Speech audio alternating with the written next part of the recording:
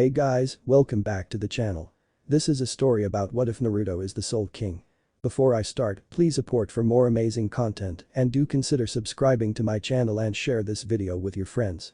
This is written by Shihouin Tenshi-sama and link in the description and support writer.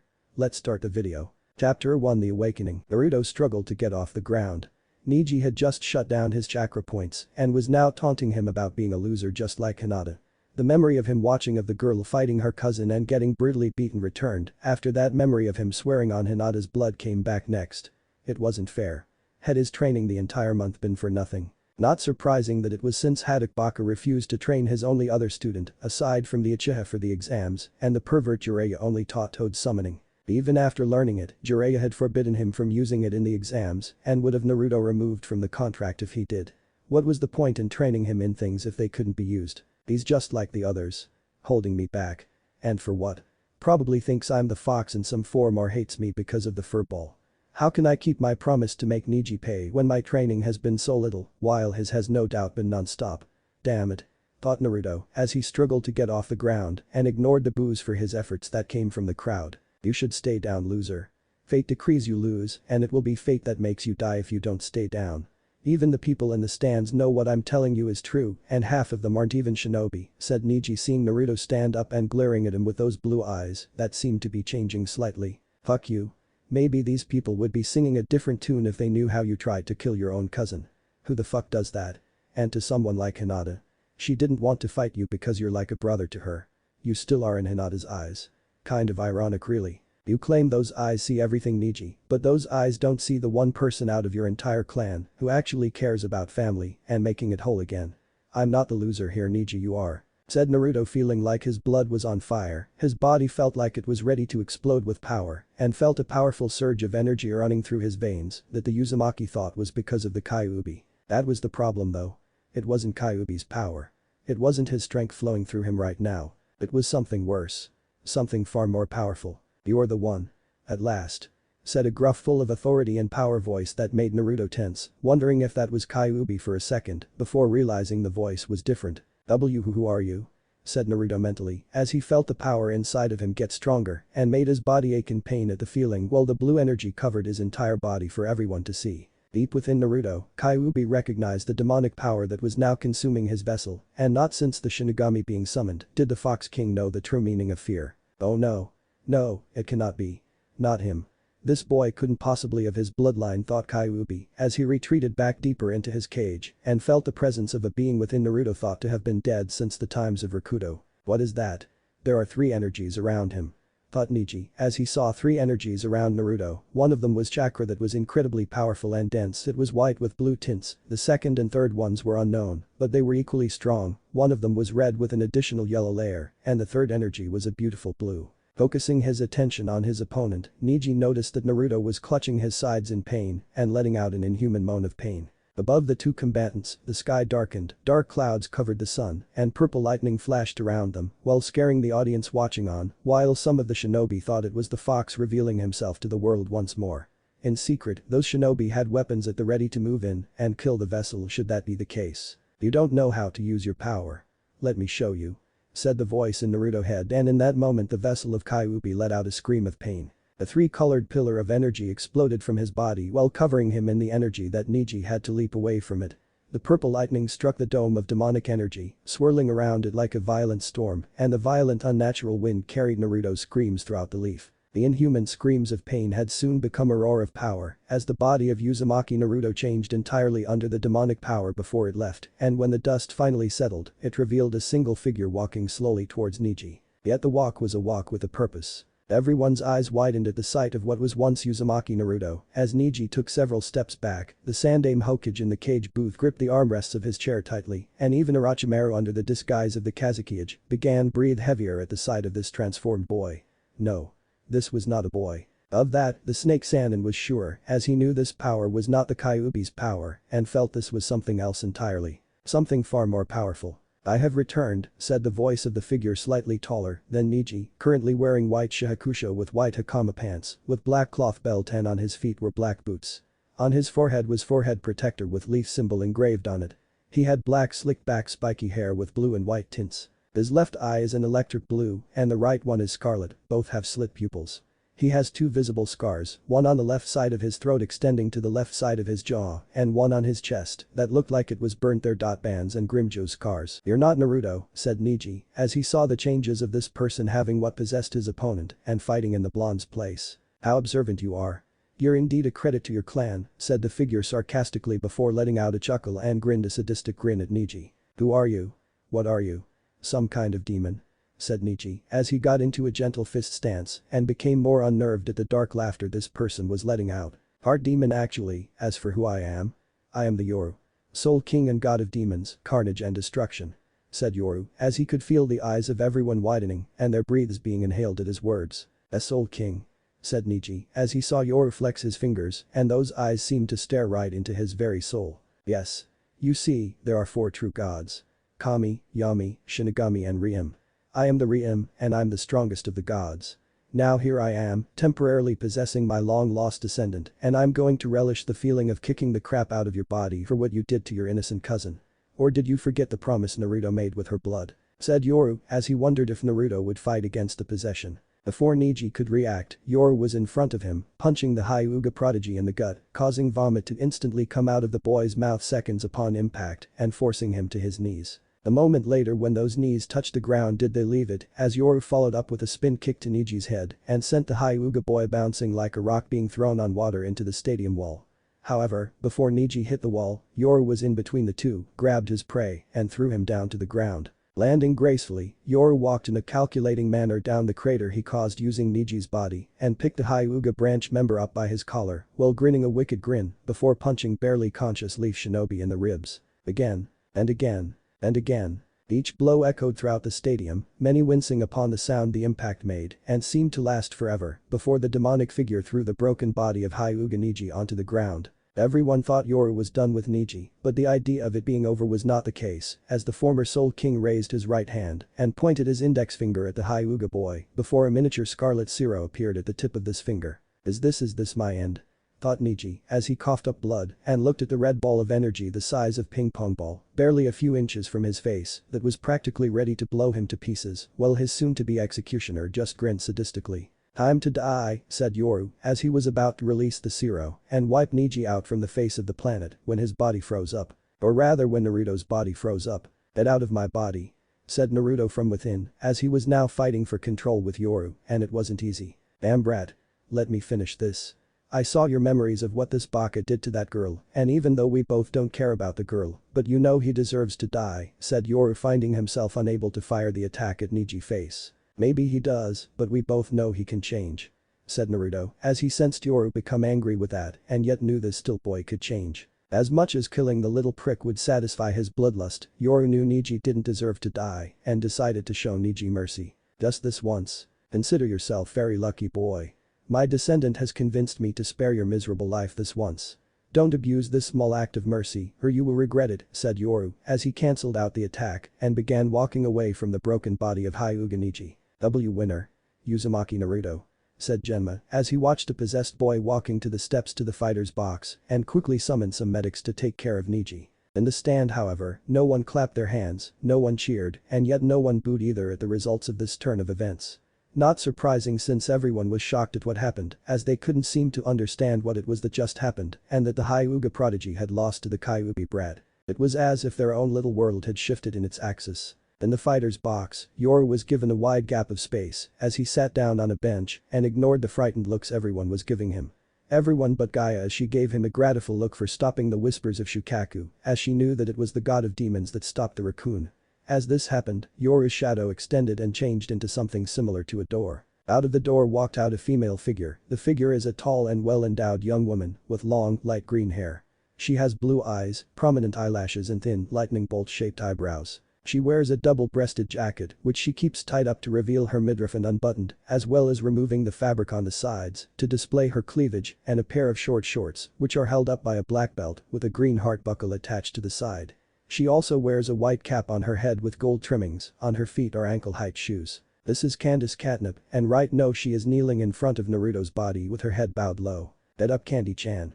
You are to protect this body from anyone who tries to harm it as I will be out," said Yoru slowly closing his eyes. Of course, Yoru-sama, Candace replied, even though she knew Yoru wasn't listening anymore. Page booth. The Sannin Hokage was now sweating up a heavy storm, as he knew there was only one reason Yoru had come back to this world, if only to temporarily possess Naruto, and it involved the contract the Shinigami made with Minato.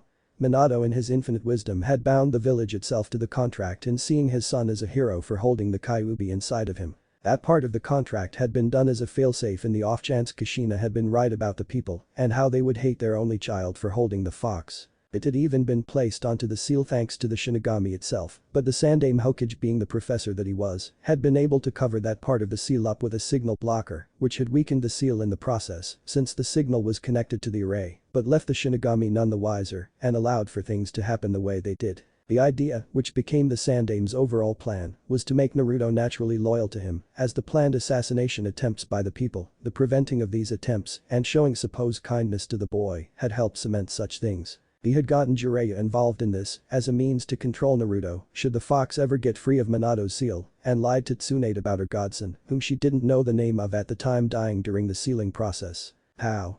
How could the blocker been removed? How could this have happened now? My plan to mold Naruto has been ruined, thought the Sannin, as he did have a special Anbu squad on standby to kill Naruto should the efforts he had put into the boy's mental conditioning not produced fruit in a figurative sense, but now such a squad would be like a fly that could be swatted away with ease, and even the old Kage himself even would have been destroyed in the process regardless of age. Next to him, Orochimaru was terrified at what he had just seen, and yet he wanted the boy to be his new vessel. The descendant of a Soul King was right across from him on the other side of the stadium, yet he couldn't make his move, knowing that the plan to kill the Sannin would fail, and the simple humiliating fact Yoru would crush him easily with a snap of his fingers. For now, the Snake Sannin would have to go along with his original plan to kill the Sannin Hokage, and then find a way to go after that body to make it his own. Naruto's mindscape. Who the hell are you? It's bad enough I have Fox inside of me and everyone hating my guts for it. Now I have you possessing my body, telling everyone you're a part demon, and making everyone else think I'm one too. Said Naruto, who was pissed off beyond belief and saw Yoru grinning while sitting down on a blue throne. Quit your whining. You sound just like some, besides you're my descendant, I won't allow you to be weak like you are now. Said Yoru, seeing Naruto look at him surprised by this statement. I wish people would stop lying and give me a straight answer for once, said Naruto, as he sat down in front of Yoru and saw the former Soul King let out a sigh. In all honesty, Naruto, your life shouldn't have been like this, as your father, who was the Yondaime Hokage, had made a deal with the Shinigami regarding the village when he sealed Kyuubi into your body and was to be a failsafe in the off chance you being mistreated, said Yoru, seeing Naruto's eyes widen at this news. The Yondaime Hokage was my father? Said Naruto, seeing Yoru nod. Yeah. Though you get my blood from your mother's side of the family, though it is watered down quite a bit before it got to you. In regards to the contract, apparently the seal holding Kyuubi was supposed to break in the event the village didn't honor your father's dying wish to see you as a hero. The Sannin put a signal blocker on the alert system built into the seal, so the Shinigami would not know of the abuse, which was disabled after Orochimaru hit the seal with the 5-pronged seal, and the blocker was destroyed unknowingly by Jiraiya after he removed the Snake Sannin's handiwork. After that, the Shinigami discovered what the Sannin had done and summoned me from my vacation before him to discuss handling the situation after learning about your bloodline was connected to my own, said Yoru, seeing Naruto become angry with the Sannin and wanted to rip the old man's spine out. That traitor. He betrayed my family. That fucking hypocrite. Said Naruto as he nodded his head in agreement and got off his throne to walk over to the boy. You'll get your family's revenge soon enough, Naruto. Until then, you are going to train with me in here to control your body and the power I have given you, said Yoru, as he saw Naruto looking at him with an intense look. Bring it on. Said Naruto, as he wasn't afraid of pain and was going to learn everything he could from his ancestor. Brace yourself, said Yoru, as the former Soul King began his own way of training his descendant, and the training being of the hands-on approach. And after that they were going to pay a visit to a certain kitsune. Fighter's box. Everyone around Naruto's body gave it a lot of space as they went from watching it to watching the woman that was sitting next to the body protecting it. Everyone could see how civilians all around them were glaring at the body. This is troublesome. It won't take long for this to get out, and people wanting this female in Naruto's head on a platter, thought Shikamaru, as Genma called him, and Temari down to partake in their match since the Hokage had so generously moved Sasuke's match with Gaia to a later time in the tournament. Get down here, you lazy bum, and fight me. Said Temari, currently down on the arena floor waiting for the lazy Nara. I'd rather not. Proctor said Shikamaru as he was sent over the edge by Candace, who whistled innocently and saw everyone in the fighter's box looking at her. What?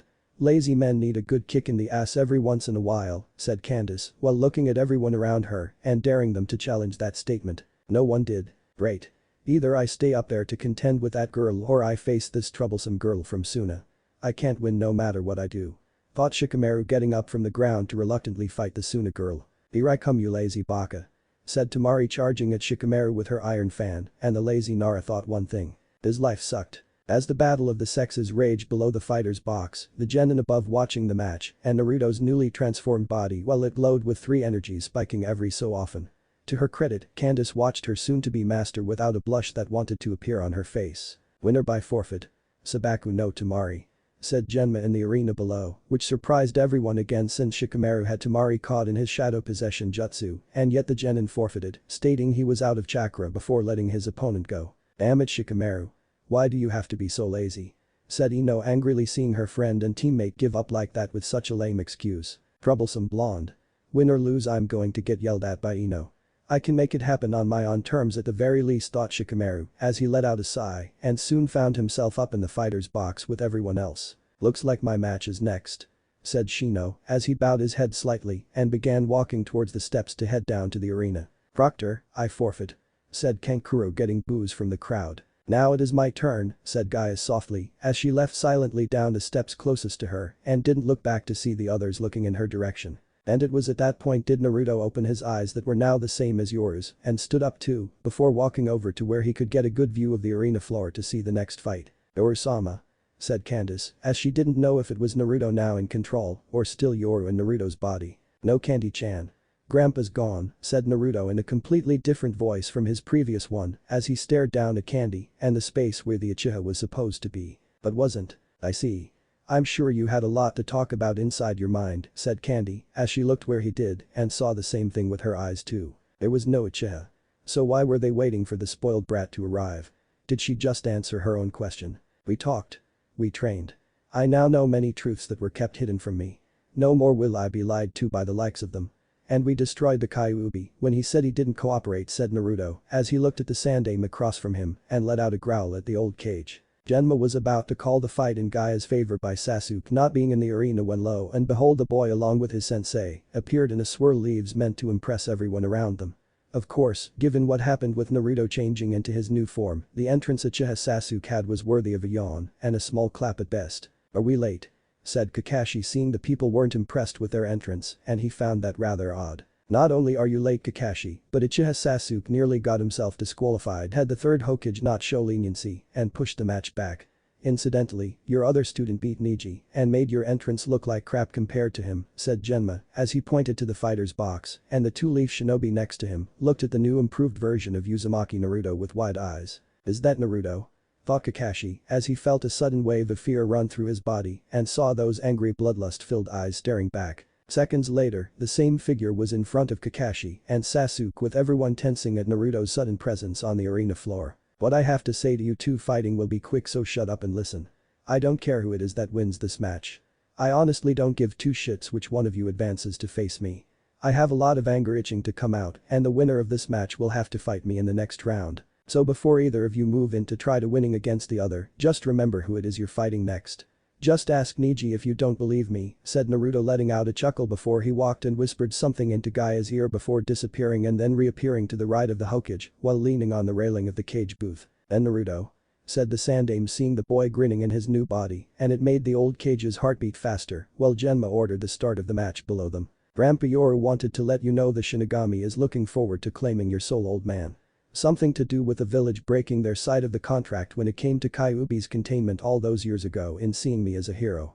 You did a very bad thing putting that blocker on the seal old man. A very naughty thing to do, said Naruto glaring at the Sandaime Hokage now looking to flee from his sight but couldn't because the glare kept the old man in place and they both knew the moment the third moved from his seat he was a dead duck during hunting season. Then Naruto, I did what I did in order to, said the Sandaime Hokage as he stopped when Naruto pointed his index finger at him and saw the boy wagging it in a scolding manner while shaking his head. Save your excuses for the Shinigami old man.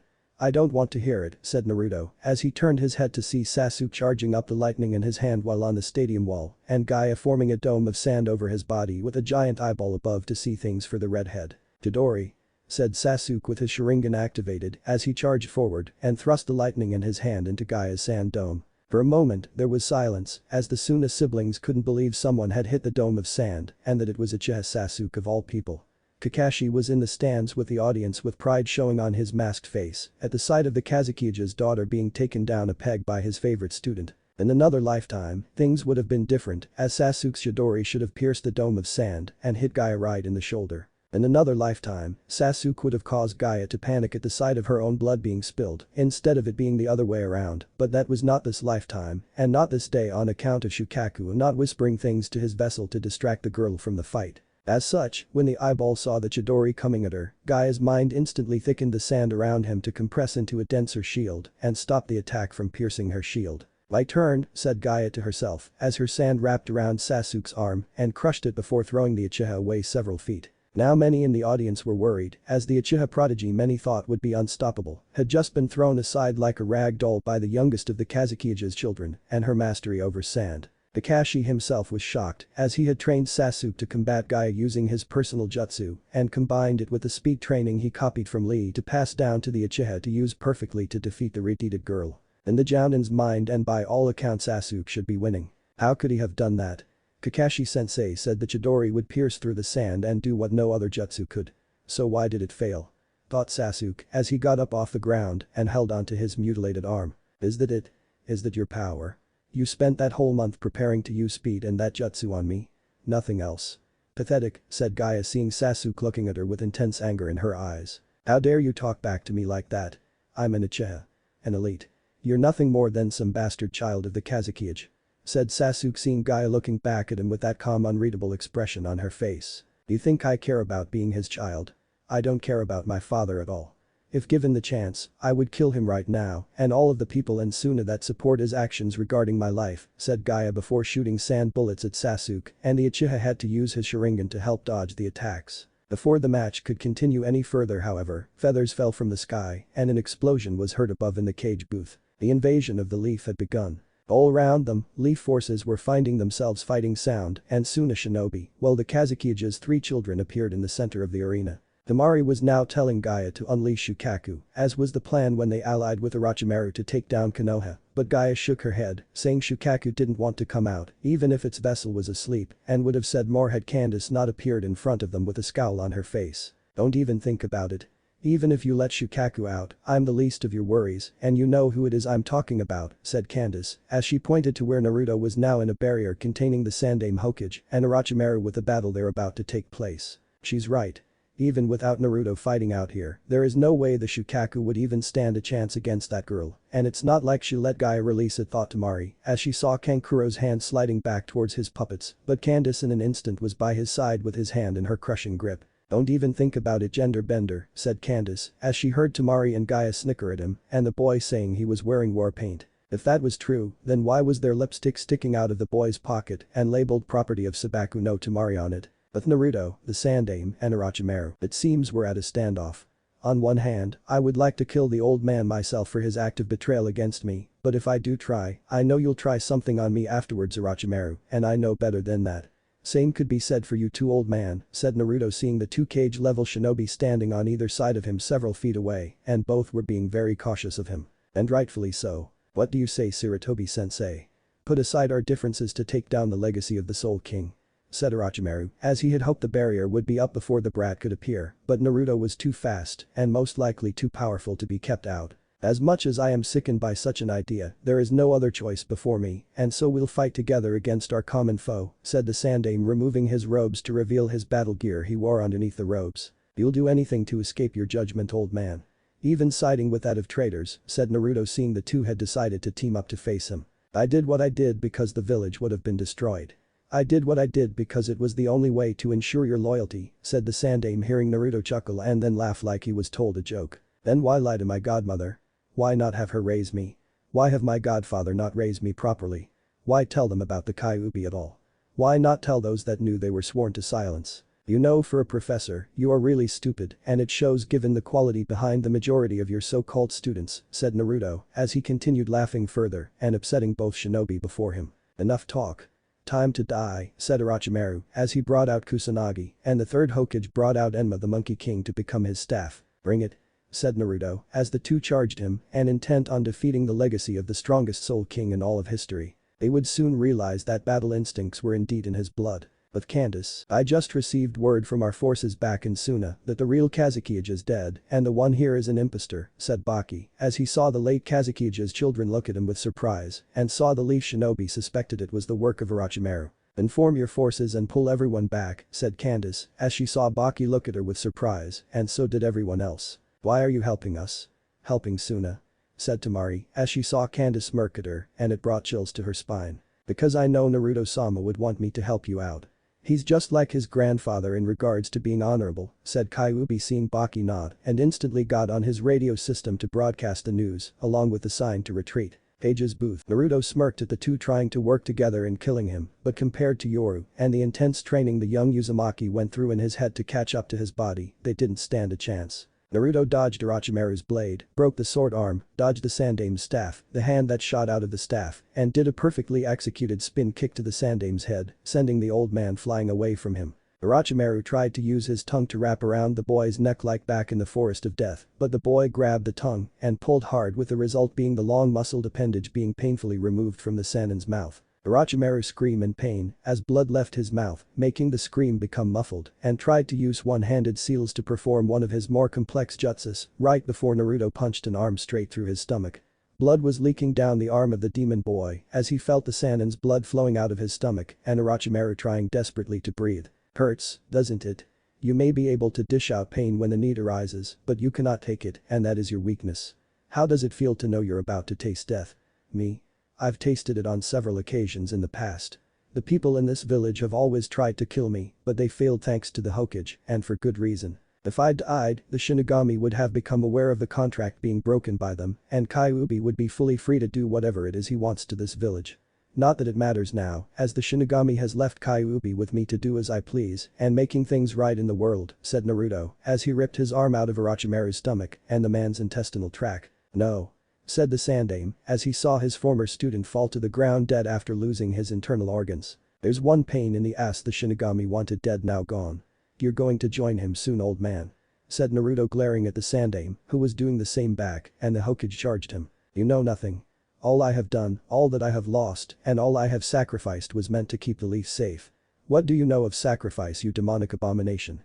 Said the Sandame as he lost many things in life over the years and many loved ones. Among them were his two predecessors that once wore the title of Hokage, later it was his wife, then his successor to the title of Hokage Namikaze Minato, Uzumaki Kushina, and now his favorite former student Orochimaru, had been robbed of life. Sure, the Sannin had done some evil things, but that didn't mean the man wasn't without a special place in the old man's heart and deserved some form of forgiveness.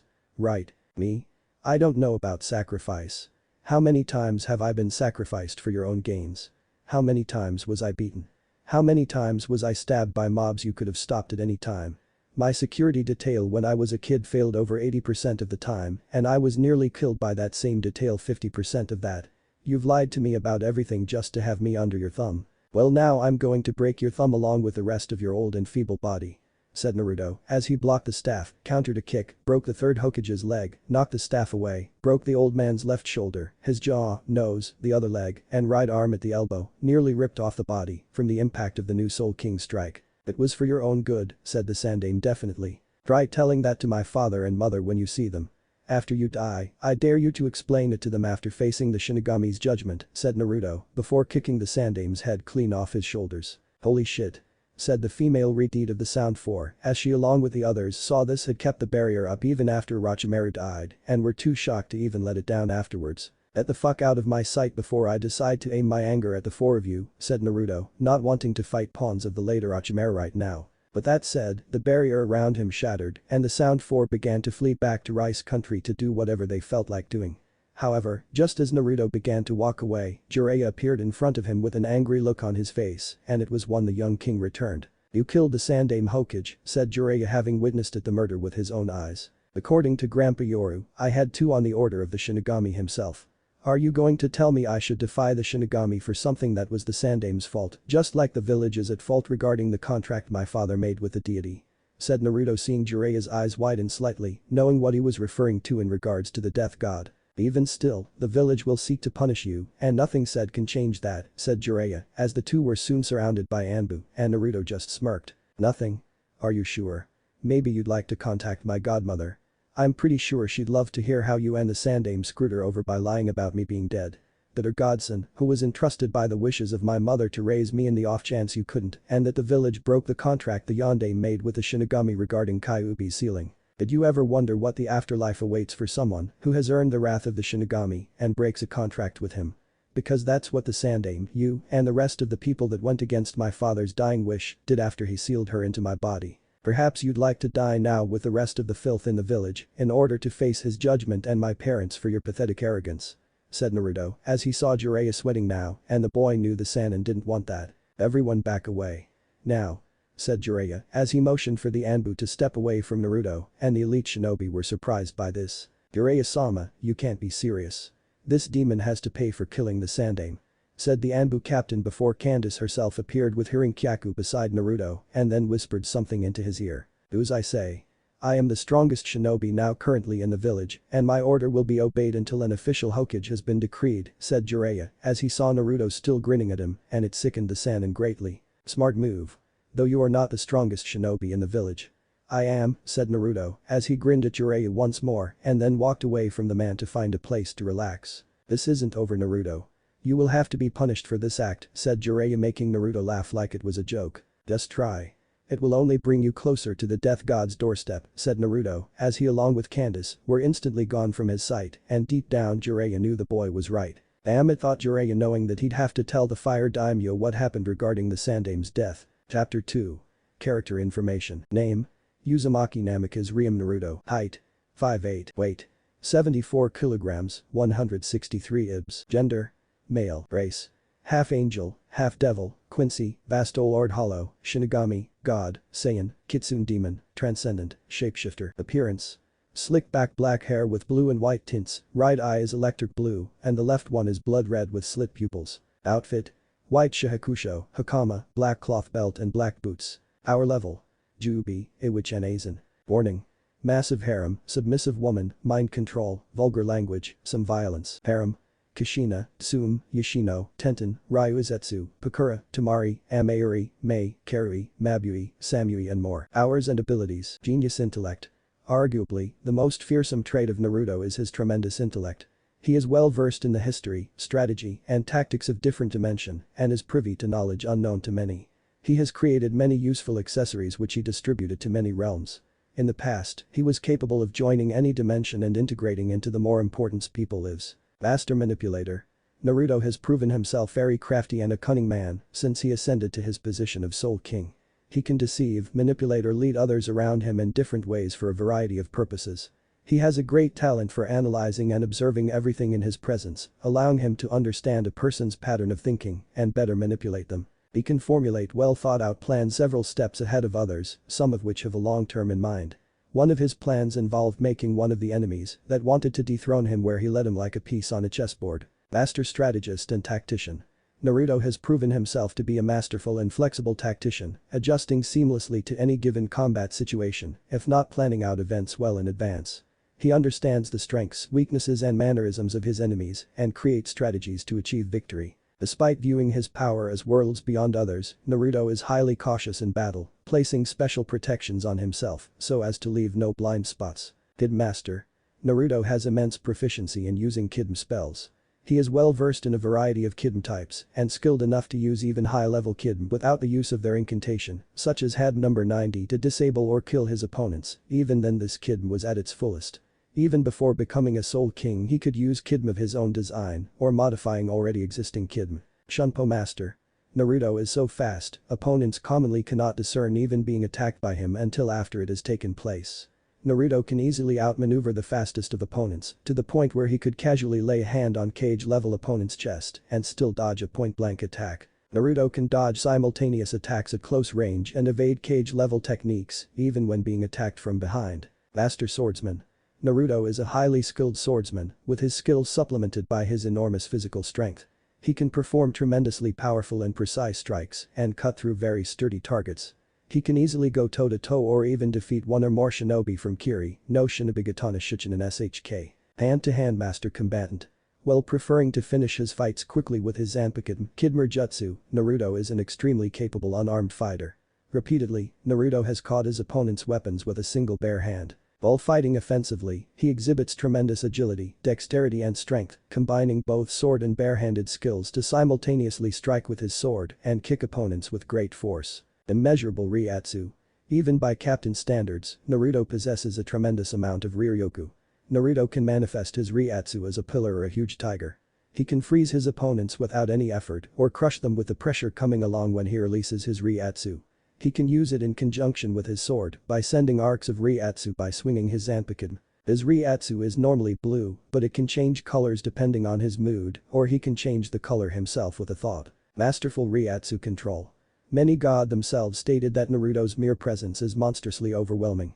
He has such powerful presence that if he would walk into a room full of gods, any noise would stop and all attention would be on Naruto himself. Naruto displays ability to destroy a weaker human being completely should he lose control of his Ryatsu. He can focus his Ryatsu to break through dense barriers that are permeated with Reishi. He can completely suppress his Ryatsu to hide his presence. Immense strength.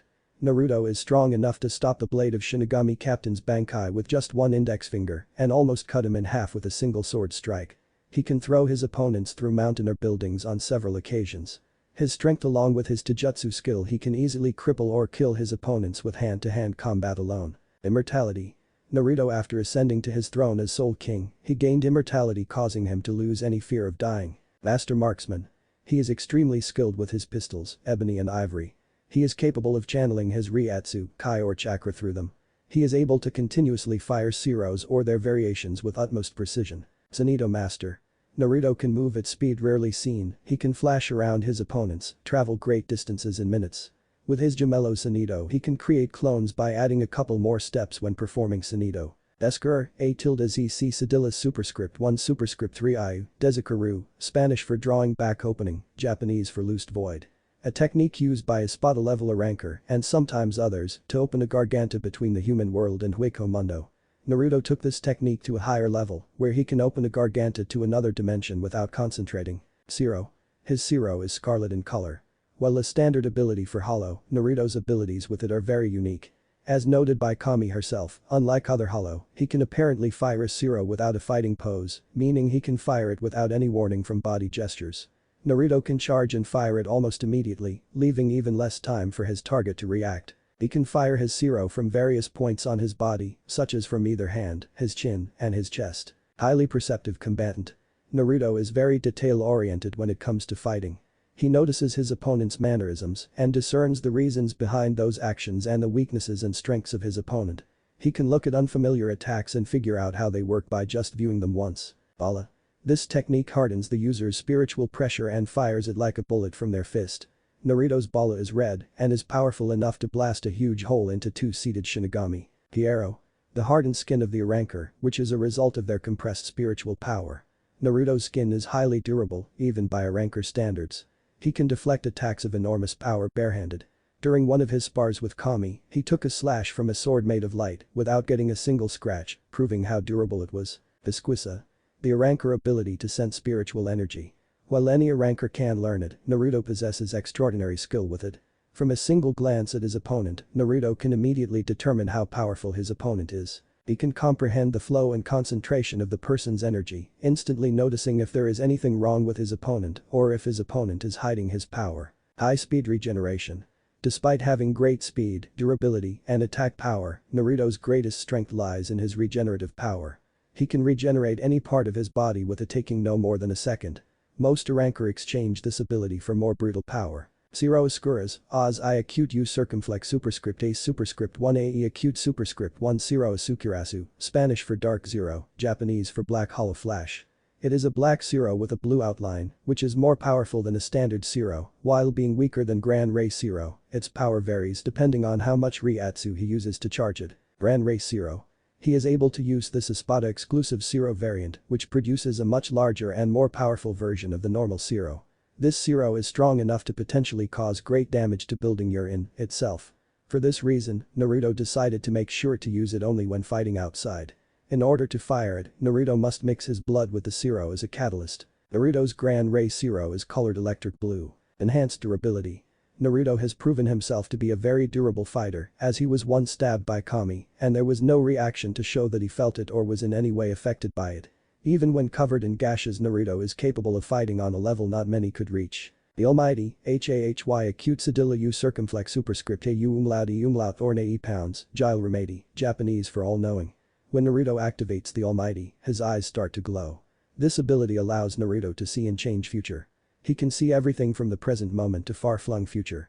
He can know everything which lies within that gaze. Rather than seeing a linear future, Naruto observes all possible futures at once like countless grains of sand in the wind and can thus act accordingly, using the knowledge he has gained to anticipate and counter his opponents. Future modification. Naruto states that the true power of the Almighty is the ability to transform the future. He utilizes this power by setting up traps where he knows his opponents will be and attacking them before they can even begin their own attacks. He can also maneuver around any defense and countermeasure they use to protect themselves in order to facilitate his attacks. Concussive force.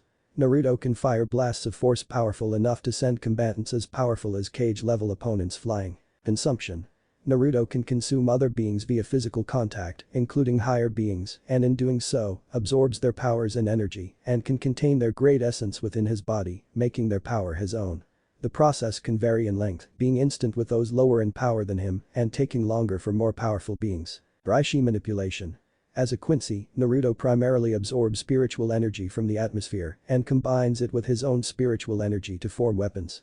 He has an easier time collecting this energy in environments with higher concentrations of Reishi, such as Soul Society or Hueco Mundo.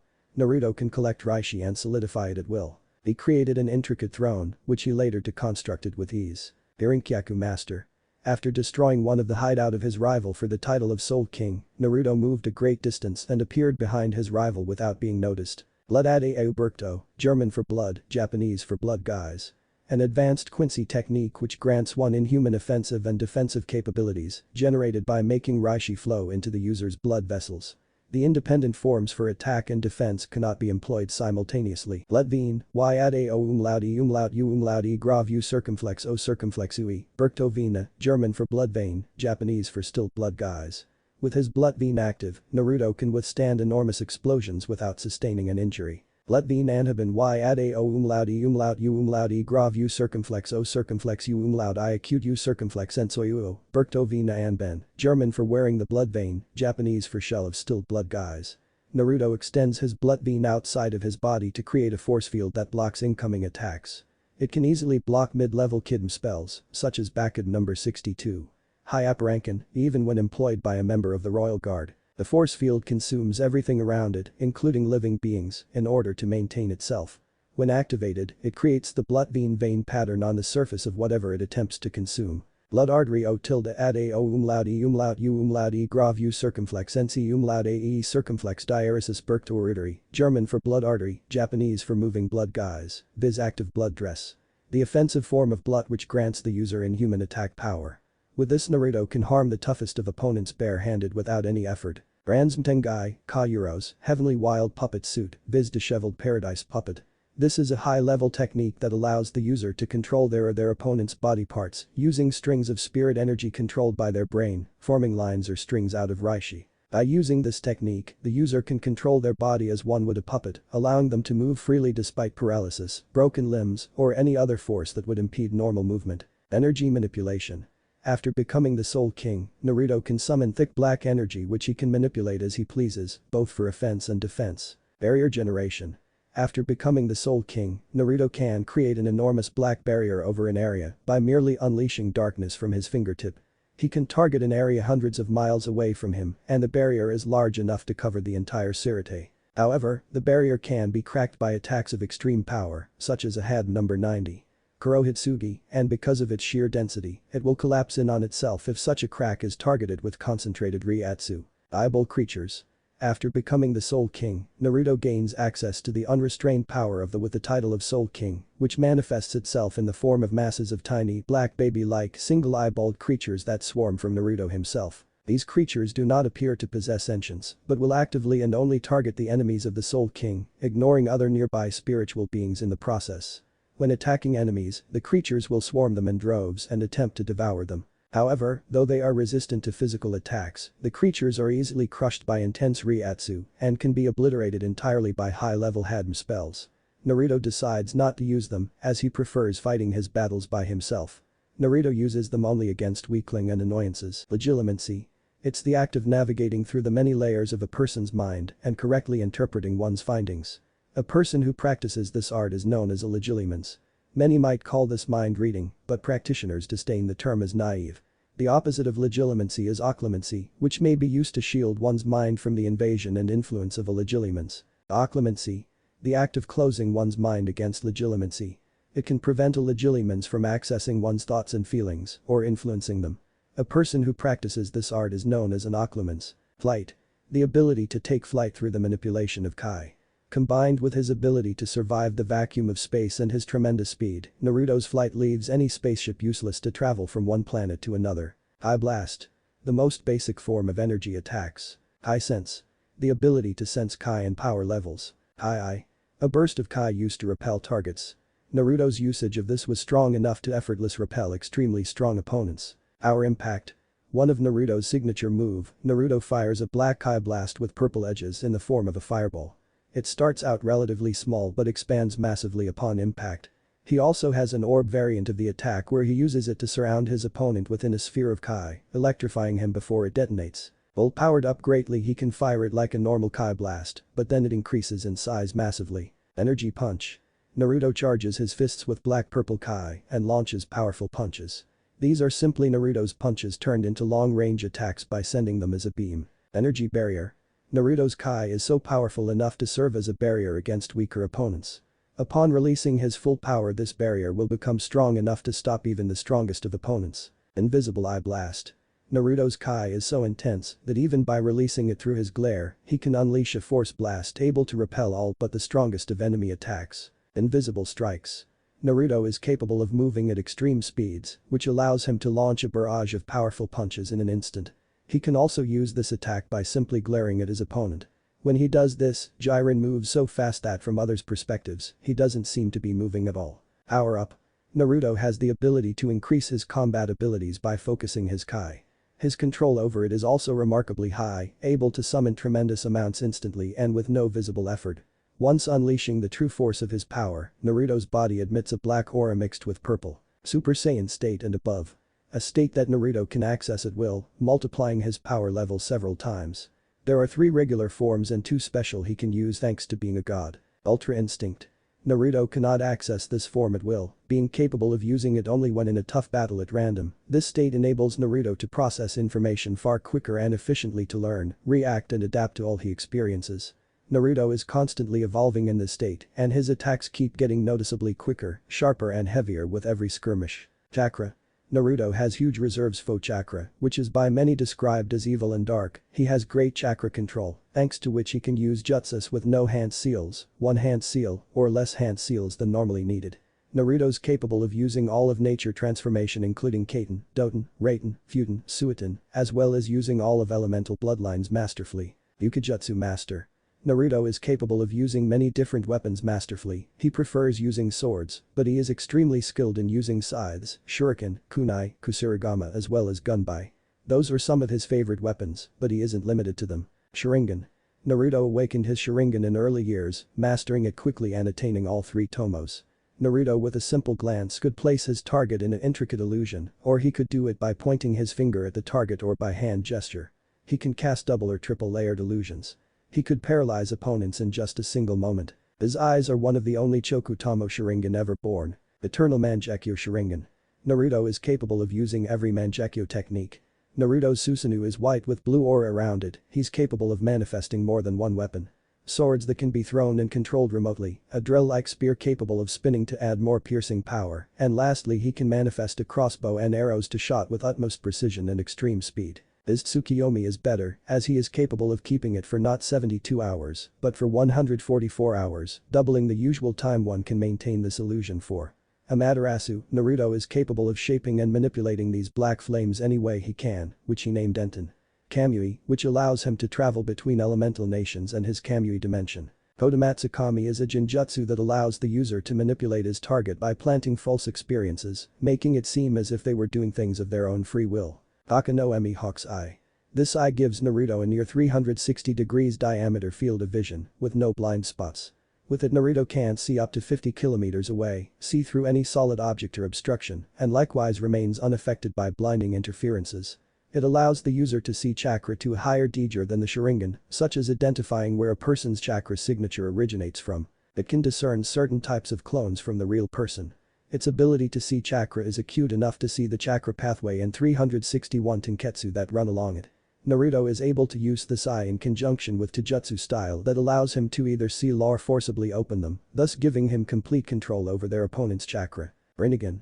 It grants Naruto a variety of abilities, the most notable being the ability to use 6 paths as well, seeing as the ability to see the chakra flow within the body and the activated tenketsu of the 8 gates. The Tei no Emi Emperor's Eye. Are eyes with the observational ability to accurately predict the future. The user has the ability to predict the movements of his opponents.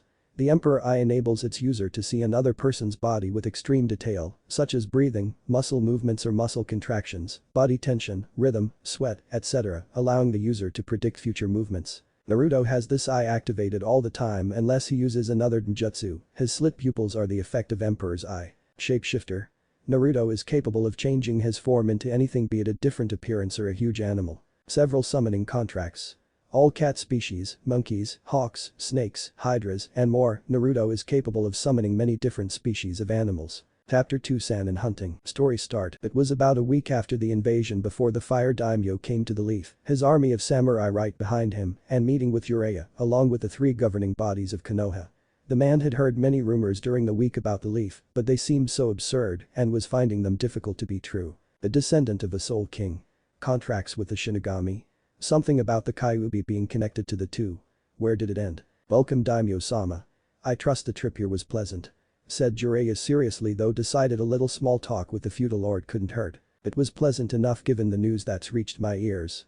You, the councils, and the clan heads have a lot of explaining to do, Jiraiya-san. I also want to speak to the son of the Yondaime, who, if the rumors about him are true, is the descendant of a soul king from the god realm and was the vessel of Kyuubi, said the Fire Daimyo, as he saw Jiraiya flinch and knew that the rumor about that was indeed true. Of course, sir. I'll have an Anbu request his presence before you before the meeting starts, said Jiraiya, seeing the Fire Daimyo raise an eyebrow at him. One of the same Anbu, who I believe have failed deliberately in protecting him when he was younger and helped in his mistreatment. I think not. One of my aides will seek him out, said the Fire Daimyo, as he motioned for one of his heads to find Naruto, and a look telling the man to be respectful. But your aide respectfully doesn't know where to find him, said Jiraiya, as he saw the Fire Daimyo smirk and look at the Sannin like he had an ace of his sleeve. My aide is also an expert tracker, who was trained by his father and former hunter Nin born from this very village. The man can find anyone I wish. Besides, given the general description of him after his transformation, he shouldn't be hard to find, said the Fire Daimyo, having heard of the description of what Naruto looked like and knew it wouldn't be long before his aide found the boy. But Naruto, the Uzumaki, now Namika's boy, was currently at a training ground sparring with a few shadow clones and being watched by the Candace. He was now dressed in simply black shirt with Uzumaki swirls on sleeves. He has knee-length jeans with black belt with a silver square buckle with an A letter engraved on it. On his feet were simply martial arts shoes. It wasn't like there was anything else he could do on account of people avoiding him and Candace for being who they were. Even most of the other rookie 9+ guys team were hesitant to go near him now, as they feared for what Naruto, or even Candace and his name, would do. The only fraction of the group willing to go near him was Hinata, Shino, and Lee, though Naruto had to visit the latter of the 3 in the hospital on account of the bowl haircut boy's injuries. The only other person to meet Naruto was Hanabi, Hinata's little sister. She was 12-year-old and already a genin. Hinata didn't like her sister having any contact with her crush. You can come out now, said Naruto, looking at the trees and saw a regal yet strong-looking individual wearing the seal of the Fire Daimyo on his shoulder come forward before kneeling a few feet away. Namikaze-sama, it is the respected wish of the Fire Daimyo that you speak to him in regards to a meeting coming up with the governing bodies of Konoha, Jiraiya, and of course Fire Daimyo himself, said the feudal lord's aide. Am I to be brought up on charges? Said Naruto, seeing the aide shake his head no. Not to my knowledge. The Fire Daimyo only wishes to speak to you during the meeting. Nothing more, said the aide and saw Naruto nod before motioning for Candace to follow. Tell the Fire Daimyo I'll see him there. Just need to take a shower. Wouldn't want to meet the man without being dressed for the occasion, said Naruto, as he saw the aide nod and then leave to inform his master. You really want to have a meeting with him? For all we know, he allowed your abuse to happen and is trying to cover his ass, said Candace, showing her dislike of politics. If the fire daimyo is involved, then there is no better time to kill him, said Naruto simply. Hokage Tower meeting room. Daimyo-sama, I must respectfully protest this demonic abomination attending this meeting, and even more so with his demonic servant, said a civilian councilman, as he glared at Naruto and Candace, hoping the fire daimyo would kick the two out. I asked for the young Namikaze clan heir to join us. If he chooses to bring his servant with him, then that it is his choice, and I will not oppose her joining us, said the fire daimyo with the councilman grinding his teeth in anger. He killed the Sandaime Hokage. My old teammate needs to be avenged, and this monster has to be killed for his actions, said Kaharu, as she saw Naruto scoff at her statement and Candace smirking. Considering how the Sandaime along with most of the village broke their side of the contract regarding Kyuubi's imprisonment in my body, I think the one needing to do the avenging would be me, and I am not afraid to resurrect and let a certain Fox King have a little fun too, said Naruto, as he loved seeing the people before him tensing and paling in fear of fighting Kyuubi again along with himself. We are above the Shinigami. We are above the laws of such a god, said Homura as he stood up from his chair defiantly, and many on the civilian council were slamming their fists down approvingly. Such arrogance. Perhaps you along with the rest of the civilian council would like to fight me one-on-one, said Naruto, seeing the proud members of the councils become silent and made the boy smirk. That shut them up, thought Candace, as she saw her master let out another chuckle and lean back in his chair like it was his throne. I thought so. You speak of power, but you have none, and you think this village cannot be destroyed because it has won so many battles in the past. Unfortunately, your victories have only made you arrogant, weak, and making you the target of other shinobi villages that want to see you humbled if not destroyed, said Naruto, hearing the protests from the group, and they were silenced by the fire daimyo, raising his hand to silence them. What do you suggest, young Namikaze? Said the fire daimyo, as he saw the councils protest this and were again silenced, only this time by a glare from Candace. Me? I'm not ready to lead the village. Not yet anyway. However, considering the state of things in the village is the fault of the Sandaime, I suggest a Hokage be appointed who is not tied down to the old traditional ways, can keep the councils in check and see things from a much larger point of view, said Naruto, seeing the councils become nervous and Danzo not liking it one bit. Who would such a person be that even you can trust? Said the fire daimyo, knowing right now almost everyone in the village was on not so friendly terms with Naruto. My godmother. Senju Tsunade, said Naruto, seeing the councils explode in anger and knew they would hate his choice. Out of the question. She is a drunk. A gambler. She abandoned the village all these years and I highly doubt the woman will come back just for him. Said Danzo, seeing Naruto looking back at him with narrowed eyes and challenging the crippled cane walking man to do something. Tsunade only left because a certain dead Hokage and her former teammate of a Sannin lied about me being dead. I am the last thing she has to family right now and can keep her anchored in the leaf. She is the best medic in the elemental countries regardless of her vices, and I think it's high time my godmother came back to the village to fix this broken thing it's become. One that I don't need to remind you all her grandfather and uncle helped create years ago. To not even consider appointing Tsunade for the title of Hokage of the Leaf would be considered an insult, said Naruto, grinning at playing his trump card, and saw many of the councils fidgeting slightly, knowing that was true with the insult, possibly causing the woman to reconsider her loyalty to Konoha. Unfortunately, Senju Tsunade is hard to reach, if at all right now, and someone else closer to home should be appointed. Someone like myself, said Danzo, hoping the fire daimyo would consider that fact. You? Please. You're a year older than the Sandaime Hokage. The sight of you will only make the Leaf's enemies double in number, said Naruto, seeing the Warhawk narrow his eye at him. Naruto-sama, I sense something behind the man's covered eye. I think he might have a Sharingan underneath it, said Candace in a whispered voice, making Naruto narrow his eyes at Danzo. I'm afraid I have to agree with Namikaze-san on this, Danzo. Tsunade is much younger, and her medical skills would help the Leaf immensely in refining the hospital along with the staff, said the fire daimyo, as he saw the man looking unhappy, and it made Naruto smile further. Even if you could appoint Tsunade as the Hokage, you would have to find her first, and that in itself is troublesome, said Narashikaku, getting elbowed by Inoichi to shut up. If I could bring her back, would you appoint my godmother the title of Hokage? Said Naruto, as he saw everyone looking at him now and getting everyone's attention. I suppose. She would have to agree to it, of course, said the fire daimyo, as he knew the woman wasn't very fond of the title, which made him surprised originally that Naruto would request Tsunade for the position and even offering to bring her back. You leave that to me, said Naruto, grinning a devilish grin. Very well. As of now, since this mission is of high importance, I am giving you the rank of Chunin and appointing you to find the last Sannin to bring back to the Leaf. Until Tsunade returns to Konoha, if at all to be appointed the title of Hokage, I will temporarily stay here to handle this village's affairs myself and assign you Jiraiya to assist Naruto in finding Tsunade," said the fire daimyo, seeing Jiraiya going pale with fear, knowing that finding Tsunade was like a rabbit trying to find a hungry wolf. "I'll need the help of some good trackers. I have two in mind that I can trust," said Naruto, seeing the fire daimyo think about it for a second before nodding. "Very well. You have several days to prepare for this mission, just let me have the names of the people you want and I'll make it official," said the fire daimyo, with his words effectively ending this meeting. "I'll let them know and find out if they're interested," said Naruto, leaving with Candace to find his potential teammates. But teammates sometime later. "That's enough training for one day," said Kurenai, as she had her team working up a sweat in today's training and decided to give them a decent break. "Come on, Kurenai-sensei.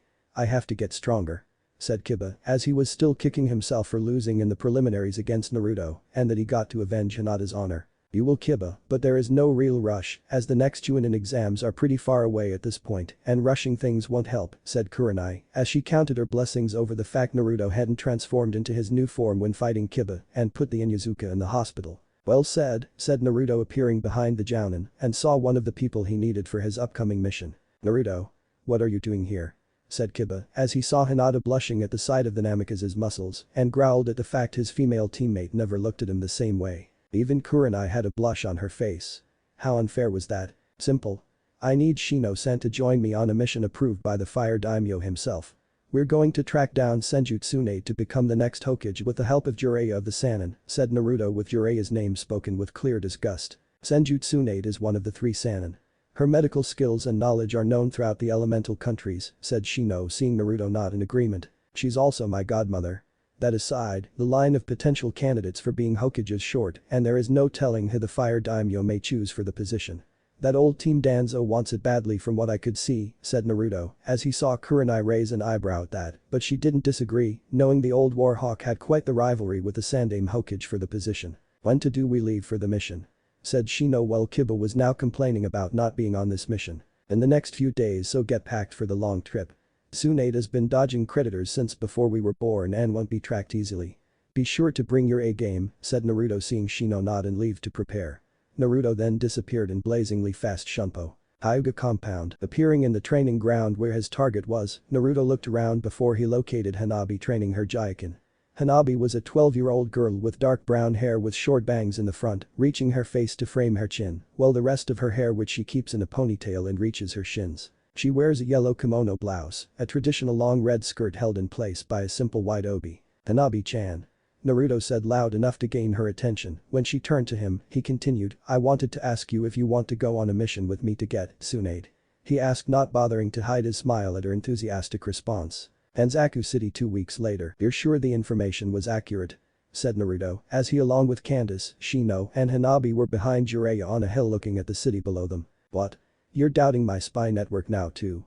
said Jiraiya, though the look from Naruto told the Sannin the boy doubted a lot of things about him. "No.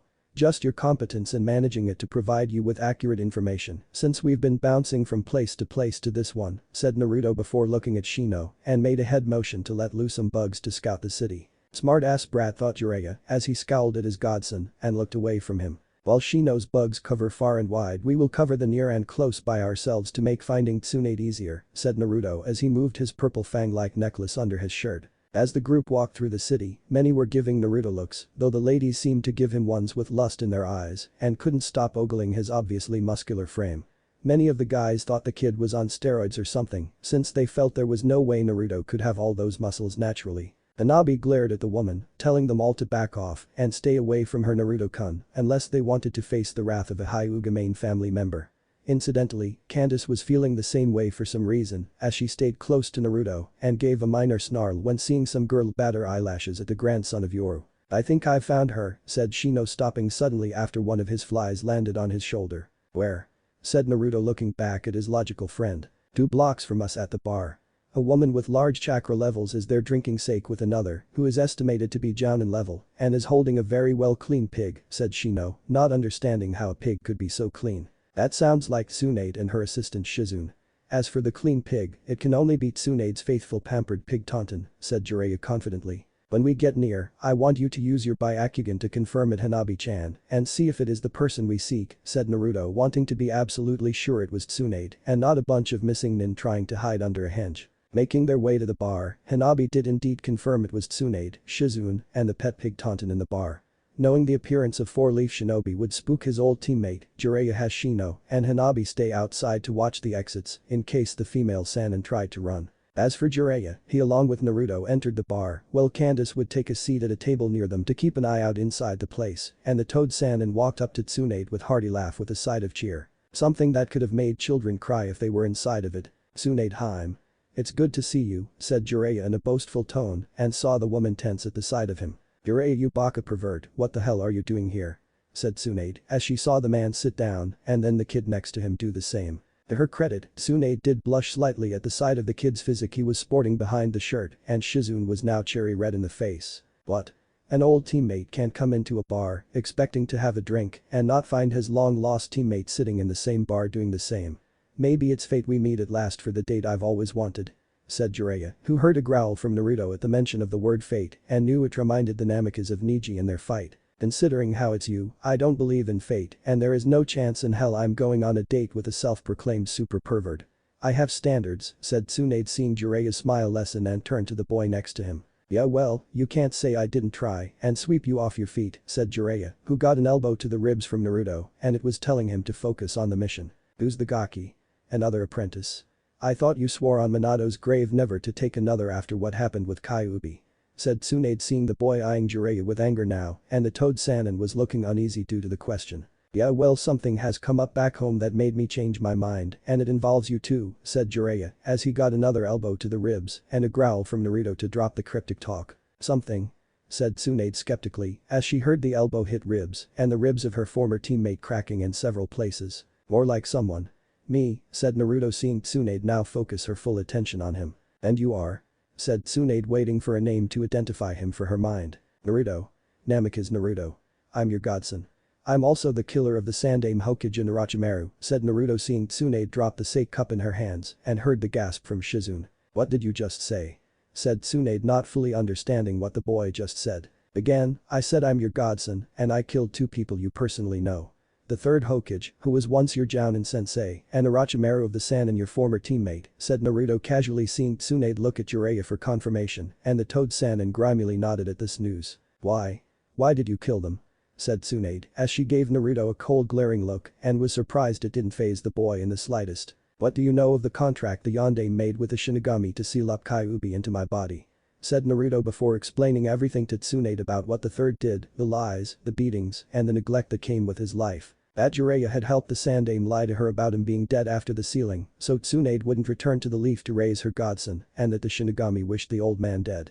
Killing Orochimaru too was a bonus at the time, since the Sannin had long overstayed his welcome in the land of the living and had to die too before the day was over. Let me get this straight. My sensei lied to me about your existence, my Baka teammate here helped and violated the contract the Yondaime set up when sealing Kyuubi into your body. Is that everything in a nutshell on why you killed him? Said Tsunade seeing the boy nod. Yeah. They both robbed you of being a surrogate mother to me, just as they my life of having a childhood worthy having, said Naruto seeing Tsunade glaring at Jiraiya's frightened form. You knew I'd protect him from those Bakas or take him away from the village if things got too dangerous to live there. You knew. Said Tsunade standing up with her arms on the table and leaning down to glare at Jiraiya's shaking fear-oozing form. What do you want me to say Tsunade? I was grieving. I was at a loss when it came to the death of my best student. When the Sandaime told me what he had planned to keep Naruto in the village no matter what, I didn't care about the boy and said I'd help make it happen. Hell, I even told our sensei how to seal the Shinigami signal system in the array design and warn him of what it would do to the seal. Did he care? No. Sensei probably figured he'd be dead at that point and the problem would arise for his next successor to handle it, said Jiraiya before he felt Tsunade grab him by the throat and lift him right out of his chair. And of course should anything go wrong, you'd be dead around that time too, with a clear conscience on your soul and no regrets in leaving your student son to suffer. Do you really hate the Kyuubi so much you'd hurt your only godson and my godson at that? Said Tsunade. She pulled him face to face with her grip on his throat tightening. I've done enough noble things in this world that one little evil act isn't going to deny my right into the heavens when I die Tsunade, said Jiraiya as he wasn't afraid to die and knew Tsunade knew it too. Actually that's not entirely accurate Jiraiya, said Naruto grinning an almost insane grin, and it brought the two Sannin to focus their attention back to him. What do you mean? Said Shizu now speaking for the first time since this argument spewed out. Jiraiya can't go up or down on account of what he did, so the Shinigamis decided to devour his soul, said Naruto, seeing Jiraiya pale at the idea of being punished for his actions and didn't want to die anytime soon. Or later for that matter. That's not fair. Said Jiraiya before Tsunade reinforced her grip on the man's throat. Maybe next time, you won't be so narrow-minded and do your job in the next life. Said Tsunade as she threw Jiraiya out of the bar via the wall and turned to her godson. There's more. The Fire Daimyo is looking into potential candidates worthy to hold the title of Hokage. The list is pretty short and your name came to the top of the list. Would you be interested in becoming what your grandfather and granduncle did years ago? Said Naruto, seeing Tsunade wanting to say something, which most likely what she had personally thought about the position of Hokage, but stopped for a second and began to rethink her answer. In truth, she didn't like the position of Hokage, mainly because all those in her family and heart had died because of it. They either died eventually from having the position or because it was their dream to become Hokage one day. However, if she denounced the position like the Sannin originally planned, then Tsunade would denounce her family and loved ones that strive to have that position. The Fire Daimyo supports the idea of me being Hokage. Said Tsunade finally before Naruto nodded his head. Sure does. Thinks your medical skills could help rejuvenate the hospital and re-educate the staff there, since they seem to have become lazy, said Naruto, meaning the hospital staff didn't like him and would rather forsake the Hippocratic Oath in order to have their revenge on Kyuubi. I suppose being Hokage wouldn't be bad.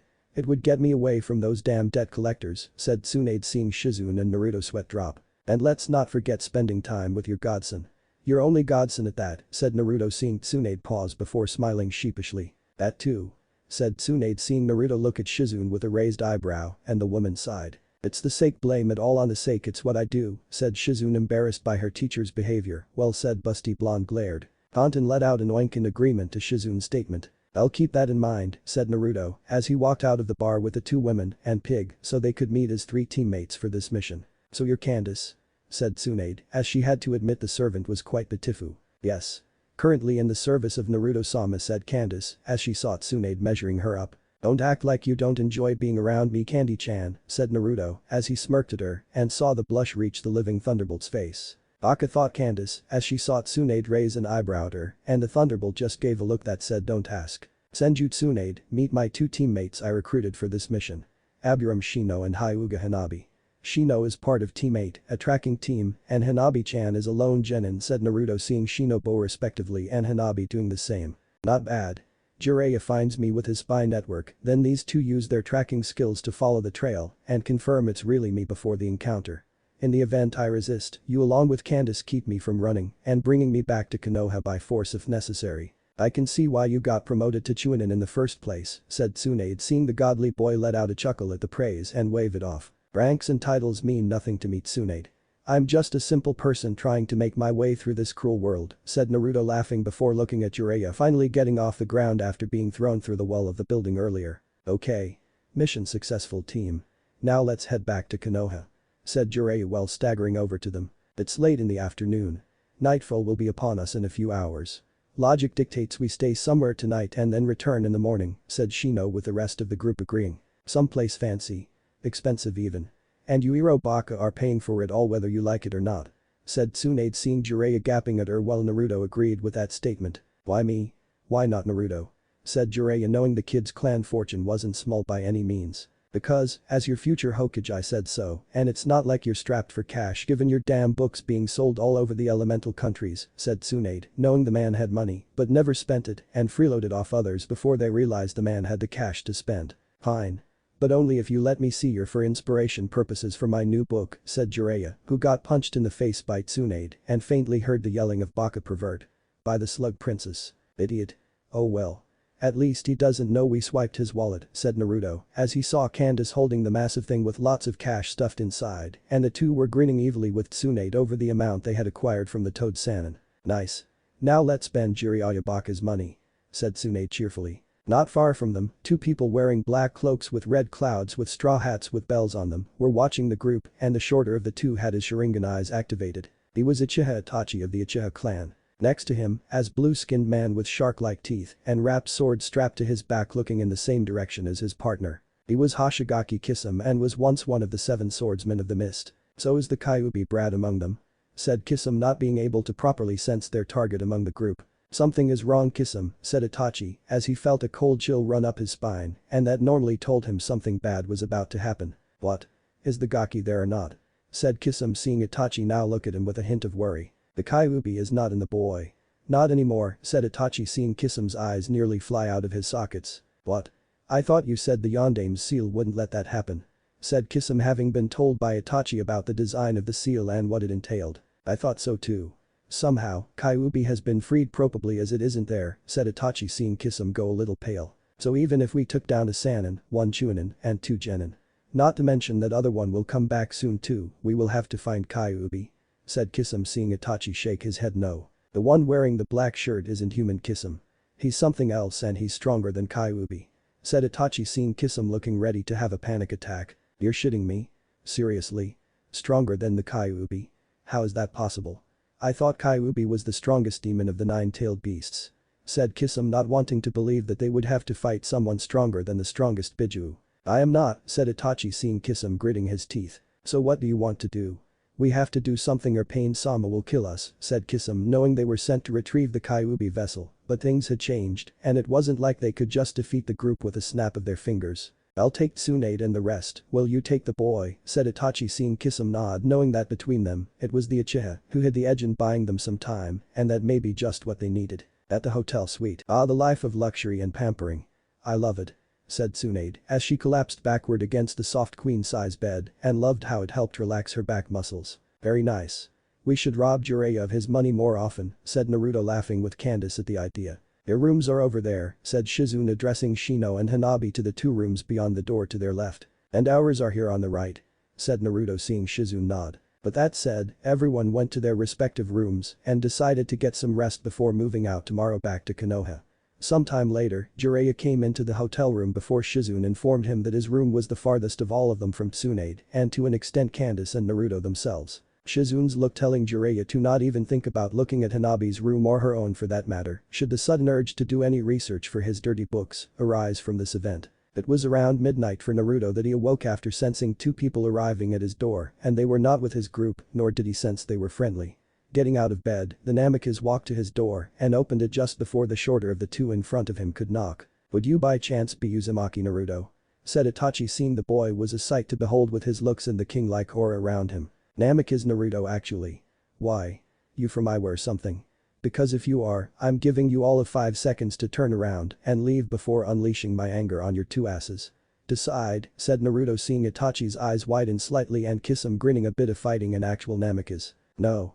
We're actually here for Kyuubi. Surrender it to us or there will be trouble," said Itachi, hearing Naruto growling sadistically at his words and sensing the unbelievable power the boy was generating. "I choose trouble."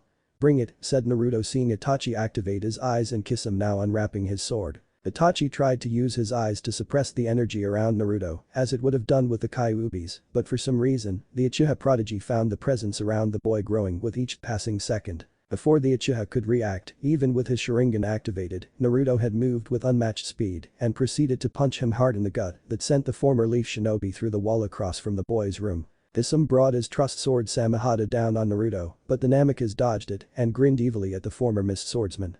Kisame tried again, using different fluid sword swings only a master swordsman could perform, and yet the boy had dodged each of them without breaking a sweat. It was pissing the shark man off something fierce as he kept swinging and missing, with Naruto now laughing like this was a joke. Like Hoshigaki Kisame was a joke. "Hold still, you maggot," said Kisame as he destroyed the walls, ceiling, and floor with his intended target being unhittable. "Make me," said Naruto as he was having a much better time fighting Kisame than he had fighting Orochimaru and the Sandame. This guy knew how to fight. Still, all things had to come to an end. Dodging a vertical swing from Samehada, which was now mere inches from his shoulder, Naruto launched a vicious spin kick at Kisame's head, which sent the swordsman flying across the corridor of the hall, skidding across the wooden floor and creating a spiderweb crack in the wall he hit. Kisame got up off the ground, spitting the blood leaking into his mouth, and saw Naruto was joined by Candace, Tsunade, Shizune, Jiraiya, and the 2 other genin, having heard the sounds of battle. "Kisame, we need to leave," said Itachi as he appeared clutching his ribs where Naruto hit him and saw his teammate wasn't ready to go just yet.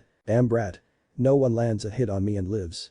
said Kisame, as he was going through hand signs for a water jutsu to flood the area. You obviously think I'm still human. Here's some free advice I'm not, said Naruto as he grinned at Kisame and pointed his right index finger at the swordsman with scarlet ball of energy, forming into a ball of destruction the size of ping pong ball on the tip of Naruto's finger. Kisame, we need to retreat. Now, said Itachi, but it was clear his partner didn't care and chose to ignore the Uchiha. Suiten. Tsunami, said Kisame before launching a massive blast of water down the corridor at the group. Zero, said Naruto before firing the single shot of scarlet energy at the water and destroyed it while Itachi grabbed Kisame to barely dodge the attack that left a massive hole in the wall. He just destroyed my jutsu with a single shot of that attack, thought Kisame seeing Naruto grinning at him. You should thank your partner, fishy boy. There was more than enough Ryatsu in that attack to wipe out 100 of you, said Naruto as he walked towards the two and was cracking his knuckles with glee written on his face. Not giving Kisame time to respond, Itachi grabbed his partner and unleashed the power of Amaterasu on the floor in front of them to keep the demonic boy at bay.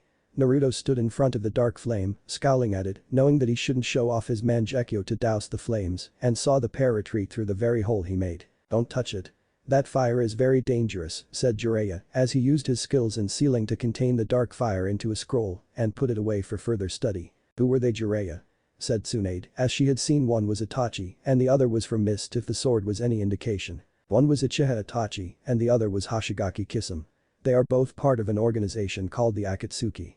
Its purpose, from what information I've gathered on them, is to capture all the tailed beasts and use them in some manner, said Jiraiya seeing Naruto glaring at him, and so was the Candace herself. And you were going to inform me of this when? Were you even going to tell me at all? Or train me to combat them? Said Naruto seeing Jiraiya looking away from him. I had orders not to by the Sandaime. When the organization was brought to his attention, I recommended that training you to prepare for them was the best option, but the old man said differently and wanted to keep you bound to the village, said Jiraiya as he seeing the boy growl and saw his clawed hands flex. And like a good subordinate you obeyed knowing the decision the old fool made was wrong. Why am I not surprised by your spineless actions, said Naruto seeing Jiraiya scowl at him now. I trusted the Sandaime to make the right decision regarding your life, Naruto. It wasn't my place to question my former sensei, said Jiraiya, who was blown back by a burst of blue Ryatsu erupting around Naruto and found himself pinned to the wall with a near-crushing grip from the hand wrapped around his throat. Wasn't your place. So the abuse I suffered wasn't your place to stop knowing it was wrong. What kind of godfather are you to let your only godson suffocate under the oppressive rule of your so-called sensei that wished to have me under his thumb? You are unfit to be my godfather, much less stay alive to see the next sunrise, said Naruto as he so wanted to crush the man right now and send him to the Shinigami for his crimes. Do it. Send me to oblivion, said Jiraiya as he saw the desire in Naruto's eyes and the boy's free hand ready to do what it did to Orochimaru not that long ago. Surprisingly, Naruto didn't kill him and simply let go of the Sannin while looking down at the man's slumped form on the floor. In due time, Jiraiya. You still have some use, but don't think your use in this world will be enough to repent for your past sins against me and my family in general, said Naruto before walking away from the Sannin. Who said I wanted to repent?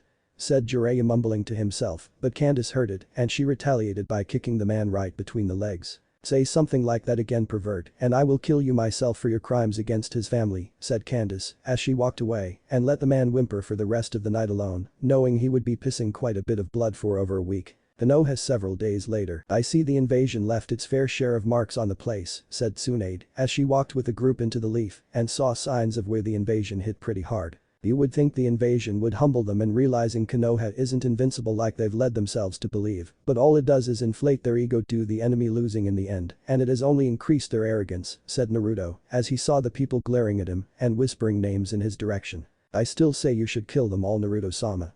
They deserve nothing more than death and suffering at the hands of the Shinigami, said Candace as she wanted to see this place burn so badly for what they did to her master and could almost smell the fires of hell rising from the ground to make it happen. They'll die soon enough, Candy-chan.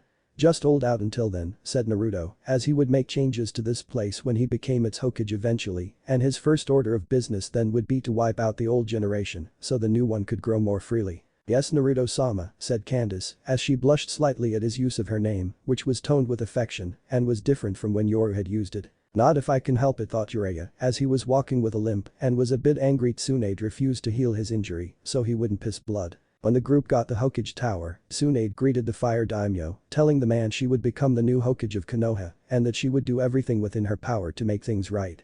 The fire daimyo accepted her words, and the two prepared for the inauguration ceremony to take place in the next couple of days. The two councils were far from thrilled from this, as they would rather support Danzo in being the new Hokage than her and his root program over the medic one Tsunade wanted to create years ago, back during the Second Shinobi War when the Sandaime Hokage was still young. We do not approve of your appointment to be Hokage lightly, Tsunade.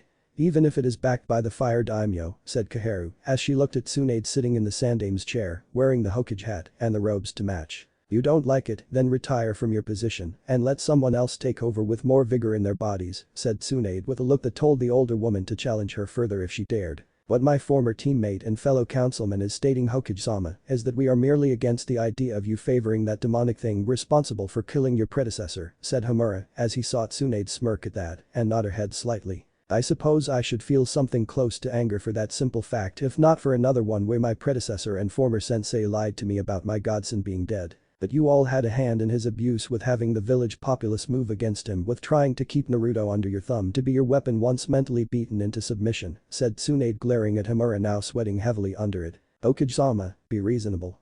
That boy is a demon no matter what. Demons are meant to be controlled by humans, and humans will use them for power. Surely going against the very traditions of the world which have been in place for years is not what you had in mind, and letting that monster walk around with a leash on his neck, said a civilian councilman and found himself being looked at with killer intent behind Tsunade's eyes aimed in his direction. So I suppose the next time a demon needs to be sealed, one of your family members is willing to come forward and volunteer to become a demon. Is that what you're saying? Said Tsunade, seeing the council members going pale at the thought of their children becoming the very things they hated. We aren't suggesting that, Hokage-sama, said another councilman running the merchant district of the Leaf. No. So only shinobi should sacrifice their children just to be abused by you? That is not how it works in the Leaf and it never will. My grandfather did not want that, nor did my granduncle when they founded Konoha, and I will be damned before I let that happen. This is a shinobi village, councilman. Not a civilian village. You don't like how things will be run? Then leave, said Tsunade pointing to the door and seeing them all fidget in their seats unhappily. But that settled, Tsunade informed them all that the fire daimyo had given her his full authoritative permission to run things as she saw fit and fix the mess the Sandaime made after he came out of retirement. First thing Tsunade did was appoint Shihouin as her new chief of medicine at the hospital and giving her former apprentice full control of the building with the slug princess coming around every so often to help make rounds. The next things Tsunade did was redo the Shinobi Academy's training program, which had thinned out the more serious things one needed to learn about being a shinobi, thanks to all of the greedy civilian council not wanting their children to lose their pure minds and fatten their wallets with more money. As such, several experienced chunin and jounin were commissioned to teach the academy students about the ways of the shinobi, aside from Iruka's boring lectures. Even retired shinobi were brought in, teaching what they learned and about some of the missions genin teams went on at first when they weren't training to get stronger. Something that the councils tried to block, saying such things weren't in the budget, but Tsunade said otherwise and dared them to say where they didn't have the funds for all these changes. The very idea of Tsunade poking around such things made Danzo nervous that his secret root program thought to be shut down would be discovered as being just the opposite and decided to not oppose the changes, knowing that he himself would have to have his organization spread out a little more in certain areas of wealth to cover his own expenses while keeping the funds he borrowed from the treasury being discovered. As for Naruto, right now he was currently standing in front of a nervous and blushing Hyuga Hanabi, mustering up the courage to ask the descendant of Yoru out on a date. Come on, Hana-chan. You can say whatever it is you want to me. Don't be afraid, said Naruto, seeing the girl squirming a little. Would you like to go out with me and Naruto-kun? Said Hanabi, as she had problems gathering courage to ask him on a date. Could you please speak more clearly, Hana-chan? You're whispering, said Naruto before giving the girl a caring look and saw Hanabi once more trying to muster up what courage she had to repeat the question a little louder. It wasn't easy for the Hyuga heiress considering her crush was currently shirtless and the muscles he was sporting were being very distracting. Would you like to go out with me, Naruto-kun? Said Hanabi, as she had to force her own neck muscles not to look away from Naruto's face to his chest and maybe use her eyes to see further down. It is no bad, Hanabi. Of course I would. When? Said Naruto, knowing the girl had a fierce spirit within her body just begging to come out. He had seen it when they had a spar. Saw that fighting spirit that gave everything she had, everything she was into the fight and wasn't afraid to die for her beliefs. And Naruto knew that a woman like that had the potential of being great. As for Hanabi, she just needed a push in the right direction to remove any hesitation when acting on something, and that fighting spirit would become a force to be reckoned with. Something Naruto had suspected had been gone in the opposite way of things thanks to the girl's father and all of the Hyuga clan. Tonight perhaps. said Hanabi, as she couldn't believe he agreed to a date and was asking for when the date would take place. I would love to. I'll see you around 8. Said Naruto, seeing the girl nod quickly due to words to say that she did, being unable to leave her mouth. As the girl walked away, smiling a happy smile she no doubt had not shown in years, Naruto smiled at her form, knowing he would have to prepare for it, but the smile left after sensing an unwelcome presence that was Uchiha Sasuke, now fully healed, the pink-haired bitch Haruno Sakura, and the book reading possibly in the closet had a Kakashi. His 2 former teammates looked less than pleased in seeing him, as they clearly hated his guts, and the Jounin assigned to be their sensei wasn't happy either. So the demon boy is going out with Hyuga. Big surprise, said Sasuke mockingly at Naruto and Sakura sneering at him. No doubt she'll spread her legs for him right on the first date and have his baby, said Sakura, adding her own negativity to the situation. Funny talk coming from the girl who knows all about giving it up on the first date and having bastard children. Your 2 families are full of such people, and I'm sure they taught you all well on the subject. Well, one of them still is anyway since the other was wiped out, said Naruto, seeing the 2 genin glaring daggers at him and the Jounin narrowing his eyes at the demonic fighter. Where's that blonde-haired bitch? Said Kakashi simply. That's none of your business, Kakashi. Whatever problem you have with her is no longer your concern. She falls under the jurisdiction of the Soul King, and he in turn has left her in my capable hands to watch over. Any repenting will be done through my watchful eyes, Kakashi. Don't make the same mistake the Sandaime did and try to usurp the Death God. On second thought, please do try again, as I'm sure my father would love to speak to you about your actions regarding my life and how showing favoritism to a single student is the wrong path, said Naruto, seeing Kakashi becoming angry at his statement. That bitch killed sensei. Said Kakashi with a desire to unleash his Sharingan on the boy. He thinks that Candace is Kyuubi, and that justifies what you did. Stunting the training of your sensei's only son because of the fox he sealed inside my body. I still remember the attempt you made on my life when I was 5 years old.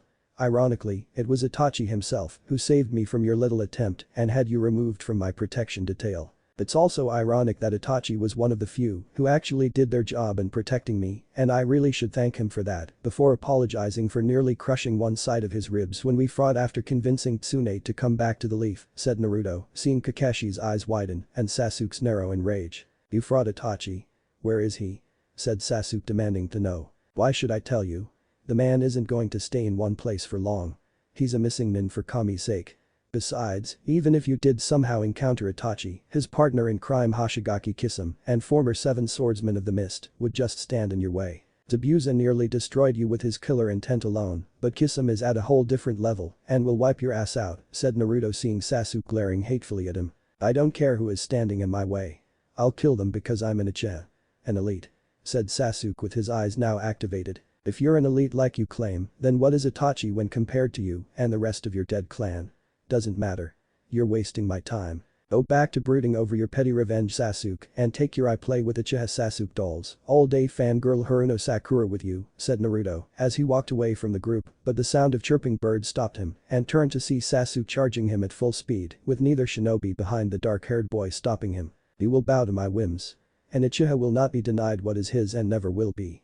Yelled Sasuke as he thrust his arched arm of lightning at Naruto, and the godly boy looked on in annoyance at the attack. Just before the attack could strike Naruto, the Namikaze grabbed the arm at the elbow and broke it at an odd angle with a punch to the Uchiha's gut following up. Sasuke had collapsed to his knees, vomiting up his food for the last few days and was sure a chunk of flesh had somehow come up in the process. Don't test me, Sasuke. Try that again and I'll do worse, said Naruto, walking away from downed Uchiha only to see Kakashi in front of him with a kunai in his hand. Uzumaki Naruto, I'm placing you under arrest for assaulting Uchiha Sasuke and will be brought before the councils to decide your fate, said Kakashi, getting ready to fight his former student. First off, it's Namikaze Naruto, you in the closet baka. Second, the Hokage decide such things, Kakashi. Not the councils. Of course you are their little Uchiha ass-kissing bitch, so why bother telling you this? As for the Uchiha, you should really be more careful when teaching a arrogant emo like Sasuke the Chidori and the consequences of using it on someone like me, said Naruto, seeing Kakashi raise his Sharingan eye for all to see. You will be punished for hurting Sasuke, said Kakashi, getting ready to fight Naruto. No he won't, said Candace, appearing in a thunderbolt and glaring at the Jounin in front of her with that damn eye. You? Said Kakashi venomously. I suggest you leave now, Haddock-san. The Hokage is well aware of what has transpired here. Don't dig yourself further into an already deep hole the Uchiha made, said Candace, as she had sensed what had transpired and informed the Hokage to keep an eye on it with that orb the Sandaime always used to see things. This isn't over. said Kakashi as he took his downed student and his frozen pink-haired one away from the two demons. Does the Hokage really know? Said Naruto looking at Candace with a raised eyebrow. No, but they don't know that. If anything, I can use it for ammo later in a meeting with them and make Haddock spill it for me, said Candace smirking in that cute way that made Naruto laugh. Good idea. Come on Kaiju-chan. I need to get ready for my date later tonight.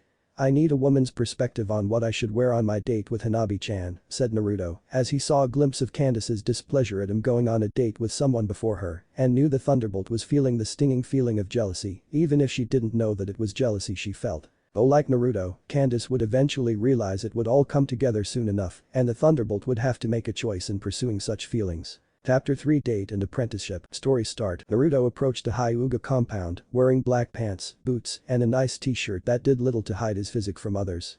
In his hands was a bouquet of flowers, as he had stopped by the Yamanaka flower shop and bought them and bid Inoichi a good day, while the man's wife had backed away in fear of him. A smile on his face turned to a frown as he saw the small army of Hyuga guards at the front gate ready for a fight, and Naruto instantly knew what this was about.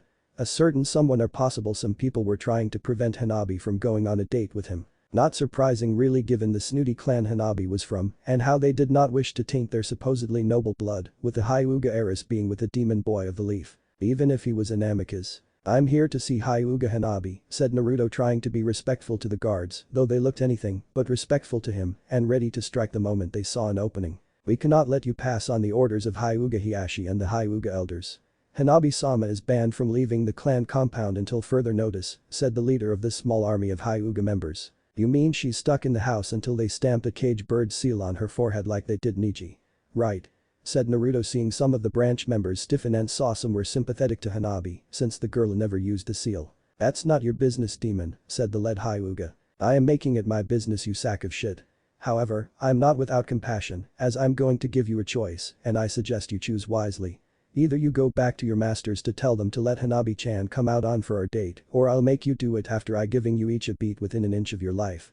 Decide. Said Naruto as he saw them get into gentle fist stance and the Namikaze could only shake his head at their stupidity. We cannot let you pass, said the Hyuga again. Why is it you people always have to do things the hard way with me? Even when I am being civilized, you still think it's some farce and let your fears override common sense, said Naruto before throwing the bouquet into the air and charged the small Hyuga force. They didn't stand a chance. When it was over, the leader of the group was the last to fall after having Naruto's hand on his throat, slowly squeezing it to make breathing difficult and finally slammed the man face down on the ground.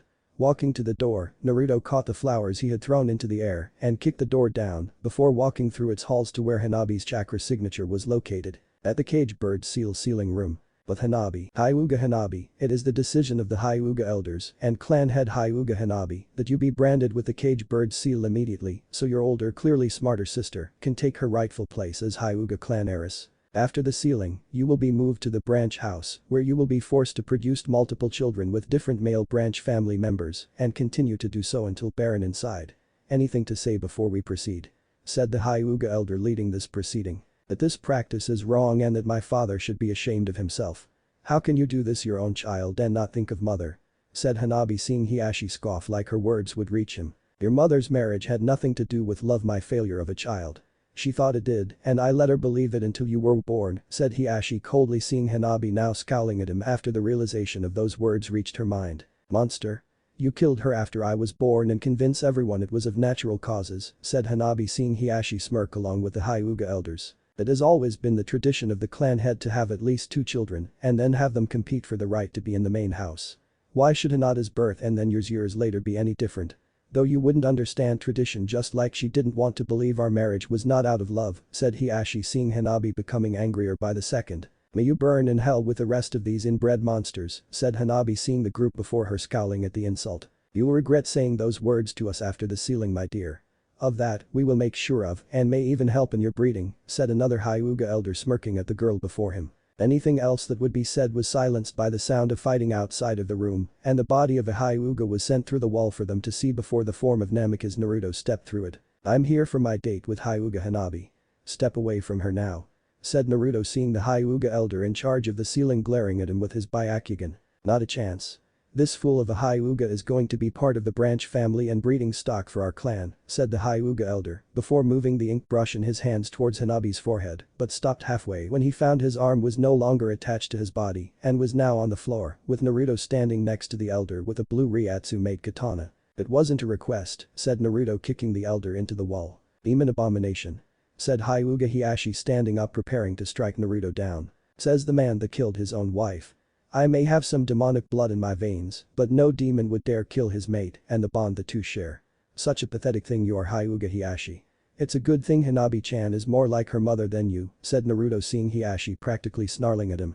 "Don't compare me to your defiled blood monster," said Hiashi as he moved to for an instant kill against Naruto and missed with his intended strike before being socked in the face towards the wall before aiming his Zero at the Hyuga elders about to strike from their own positions. "I'll do what I must to get my point across, you weak fool.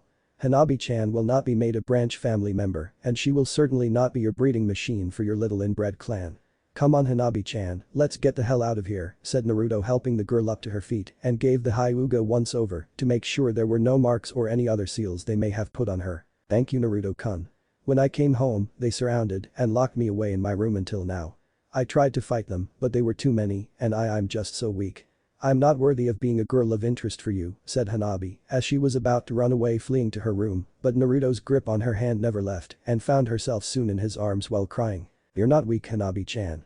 You didn't stay silent when given the option. You still spoke out against the ceiling, your father, and insulted them all despite knowing what was about to happen. There is strength in you, Hanabi-chan. Strength they fear and have tried to keep suppressed for so long," said Naruto before looking at the Hyuga elders glaring at him for the inference in their clan affairs. "You won't get away with this," said Hyuga Hiashi, seeing Naruto looking at him now. "I disagree. Try to stop me from taking her away from this hellhole and I will do what Itachi did to the Uchiha clan, leaving only a handful of people to rebuild this fallen clan," said Naruto, seeing Hiashi tense and saw the Hyuga elders did too. "This isn't over," said Hiashi, knowing that the laws of Konoha would bring his daughter back and not even the demon boy could fight them. "You're right. It's not over. It will be though after I proceed to rip out your spine in public should you try anything," said Naruto, taking Hanabi out of the ceiling room and quickly out of the Hyuga clan compound. "What do we do now?" said Hanabi, looking up at her crush. "I thought it was obvious. We go on our date," said Naruto before handing the girl the flowers he tucked away. "But my father and the Hyuga elders, they will," said Hanabi, knowing they would send out the entire clan to hunt him down. "Do nothing. They talk a big game, but Tsunade won't stand for their actions, and neither will I for that matter. After what just happened, you deserve to have a good time and enjoy it tonight," said Naruto, seeing Hanabi look unsure for a moment, but then saw that resolve in her and saw the girl nodding with determination. "I would love to go on our date, Naruto-kun. Though I need some clothing considered proper for a date since my robes are not meant for it," said Hanabi, looking down at the state of dress she was in and blushed, knowing what lay beyond the robes was only one article of clothing. "I know just the woman to help you before we go on our date," said Naruto, knowing her state of dress wasn't something for the public eye. "Namikaze estates, so that's what happened." "Every bit," said Candace with a twitching eyebrow and saw Hanabi blushing under the Thunderbolt's gaze. "Down to the last word. Tomorrow, Hanabi-chan is going with me to the Hokage to make sure they don't try anything and decided before that she gets the date that was about to be denied. Think you can help her, Candy-chan?" said Naruto, seeing Candace being conflicted right now as she was clearly jealous of Hanabi getting time with Naruto and didn't like helping her rival even if she didn't know they were rivals for the Namikaze's heart. "Of course, Naruto-sama," said Candace, though she knew that he knew her words were stressed before leading Hanabi to her new room. "Thank you for doing this, Candace-an," said Hanabi as she sat down in the chair with a mirror present and saw in the reflection the Thunderbolt summon the closest of clothing that would fit the Hyuga girl. When the two finally came downstairs, Naruto smiled at how beautiful Hanabi looked and then his smile widened slightly at the way the two seemed to be closer to each other a little. "You look beautiful, Hanabi-chan." "Thank you for making this possible, Candy-chan," said Naruto, seeing the girls blush at his praise. "Thank you, Naruto-kun-sama," said the two girls at the same time. "If the lady would take my hand, we can get our date started and show you the time of your life," said Naruto, extending his hand and Hanabi taking it with a blush on her face. With Naruto and Hanabi, Naruto smiled at Hanabi, who was blushing most of the time around him as she had never been this close to her crush in such a way before, and to feel his arm wrapped around her body felt good. They talked openly to each other during their walk to the restaurant about their likes, dislikes, hobbies, and anything else they could think of. When they got to the restaurant, however, the waiter refused to seat him, claiming the new no demons policy and had a right to refuse customers even if they were with a Hyuga. After flipping the man off before telling him the afterlife would be cruel when dead, Naruto decided dinner could wait back at the Namikaze estates and just enjoy their time out together. All the while getting surprised looks from people when walking by. "Naruto-kun, they're staring at us," said Hanabi, as she was still shy at being seen around him, and he just chuckled at her trying to somehow hide under his larger form. "Let them. You're happy being next to me, right?" "Show it," said Naruto, seeing Hanabi look up and nod before straightening slightly while trying to not look shy at being close to him. Namikaze estates hours later. "I really had a wonderful time, Naruto-kun, but I don't want to impose staying here at your home and be an unwanted guest. I could stay with one of the other girls tonight until we see the Hokage," said Hanabi, but a finger from Naruto's hand touched her lips and silenced any further words. "Nonsense. You're my honored guest tonight. I have more than enough room for you to stay here if only for the night. Candy-chan will help you get settled in," said Naruto, seeing Hanabi looking not so sure. "Did the date go well?" said Candace, coming down the steps, giving a respectful bow to both of them. "For the most part, though the restaurant was less receptive than I would have hoped. No matter. I'll prepare us a meal while you go with Candy-chan to change into something more casual," said Naruto before giving Candace a smile and a nod. Hokage Tower the next day. The new female Hokage was not having a good morning, which she originally suspected was going to be the case for many years to come until Naruto took her position and did his own thing with the village. Speaking of the Gaki, he was currently in the room, telling her what had happened the previous night with the Hyuga clan when heading there to take Hanabi out on a date, with the girl right beside him telling about what she learned and how they were going to possibly retaliate against the Namikaze. Hanabi did not want to have the cage bird seal on her head, as it was barbaric to do that to family, and had desired its removal since the moment her uncle Hisashi had been hurt by it when she was a child. "Well, I can see why you caused a lot of damage, which explains why there are so many Hyuga members in the hospital right now with missing limbs and broken bodies. The issue with the cage bird seal has always been an issue after the Hyuga clan came to the village shortly after its founding, but they were able to dodge the issue and have built up enough of a political power base to let it drop when that power is needed," said Tsunade, as she had been swamped early that morning in helping Shizune heal so many Hyuga at once, and all of them had to be sedated after they kept saying the demon did this. The demon did this. Constantly to her. It was annoying to say the least. "No doubt Hisashi will try to make a case out of this with you at the next council meeting, demanding his daughter be returned to him and that I be punished for interfering. Is there anything you can do to keep Hisashi off her back?" said Naruto, seeing Tsunade thinking for a moment and then saw her snap her fingers. "I got it. Hanabi will become my apprentice," said Tsunade before going through some files. She had to look for some previously logged paperwork and more documents to put some new paperwork in motion. "Me? Your apprentice?" said Hanabi, as she didn't know if it was possible since Tsunade was a well-respected medical nin and one of the Sannin turned Hokage. "Sure. Besides, I was planning on doing it anyway. I read one of the reports on you and it had information that you had some medical knowledge as well as being able to make healing creams and salves," said Tsunade, seeing the girl blushing at her praise. "But will that keep my clan and father at bay from trying to take me back?" said Hanabi, as she knew they held considerable sway in the political realm and could try to wrestle this out of the Hokage's hands. "Damn straight it will. One of the oldest laws of Konoha pertain to apprenticeships and how they have to only have the consent of the parents if the student is not legally an adult. The moment you graduated Hanabi, you legally became an adult and therefore you don't have to get consent from your father, much less your clan. If you accept my offer to be my apprentice, where you live from now on, who you're with, and what you do on your downtime is entirely at your discretion. All I require is your utmost commitment to being trained under me and everything I teach you from medical training to my superhuman strength to pound possible perverts that get in your way." "Speaking of pounding perverts," said Tsunade, as she picked up a book and threw it at the wall and going through it to hit Jiraiya right off his perch to go sailing down into a crater below of his own making. "Impressive," said Hanabi, knowing such a skill could be useful when mixed with gentle fist. "Yep. Your eyes also benefit the healing arts because they can see things most wouldn't at first glance. The world needs more medics and I want an apprentice with the means to truly revolutionize the world with what I have to teach.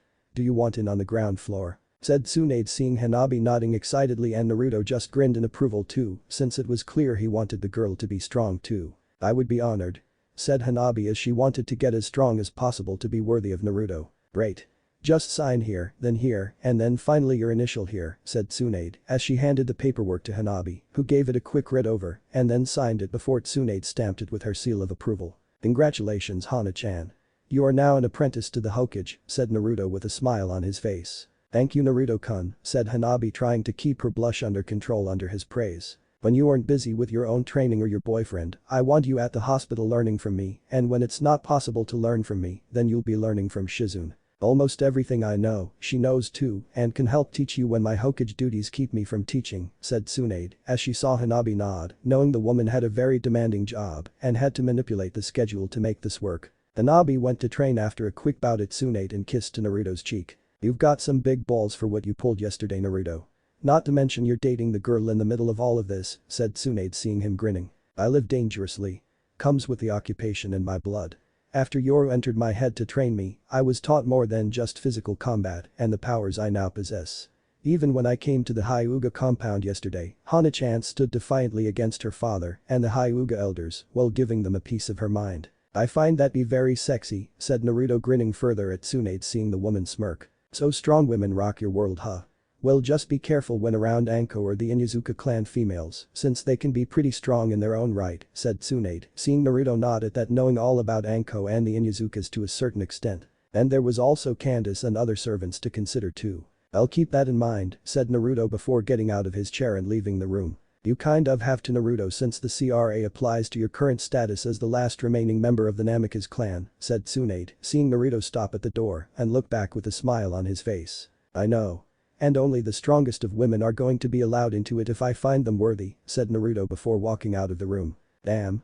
Now if only I were 30 years younger, thought Tsunade before going back to her paperwork while ignoring the chibi Tsunade in her head, dressed strangely like Anko telling her to be naughty. A good shovel-induced hit to the head of chibi Tsunade, some burying of the body later, and Tsunade had ended it for now. Chapter 4 Mission. Story start. Hokage-sama, I demand that my daughter be returned me and that thing be punished for interfering in clan affairs. Hiashi Hyuga demanded. The man was furious beyond belief, and he was not gonna let some inferior creature take what belongs to him. Hanabi was his property, and he swore that by the time he was done with that failure, she'd wish she hadn't crossed him. Is that so, Hiashi? And pray tell, what do you want me to do? Send an army of Jounin and Anbu to fight Naruto? Tsunade asked with calm expression on her face. The other clan heads, however, were amazed when they heard that the young Soul King actually broke his way through the compound of the Hyuga clan, the so-called most powerful and influential clan in the village, sent most of the members that tried to stop him to the hospital, and afterwards took Hanabi away to his clan compound. To pull a stunt like that, especially on the Hyugas of all people, was amazing yet terrifying. If he could do that to an entire clan, imagine what he could do to an entire army of ninja, and not just Konoha's enemies either. Right away, the stunt Naruto pulled reminded them of when they saw their friend Minato Namikaze take out half of Iwagakure's forces using the Hiraishin no Jutsu. If it'll get my traitor of a daughter back in my possession, then yes. A creature like him has no right living among the human race and should be sent back to hell where his kind belong.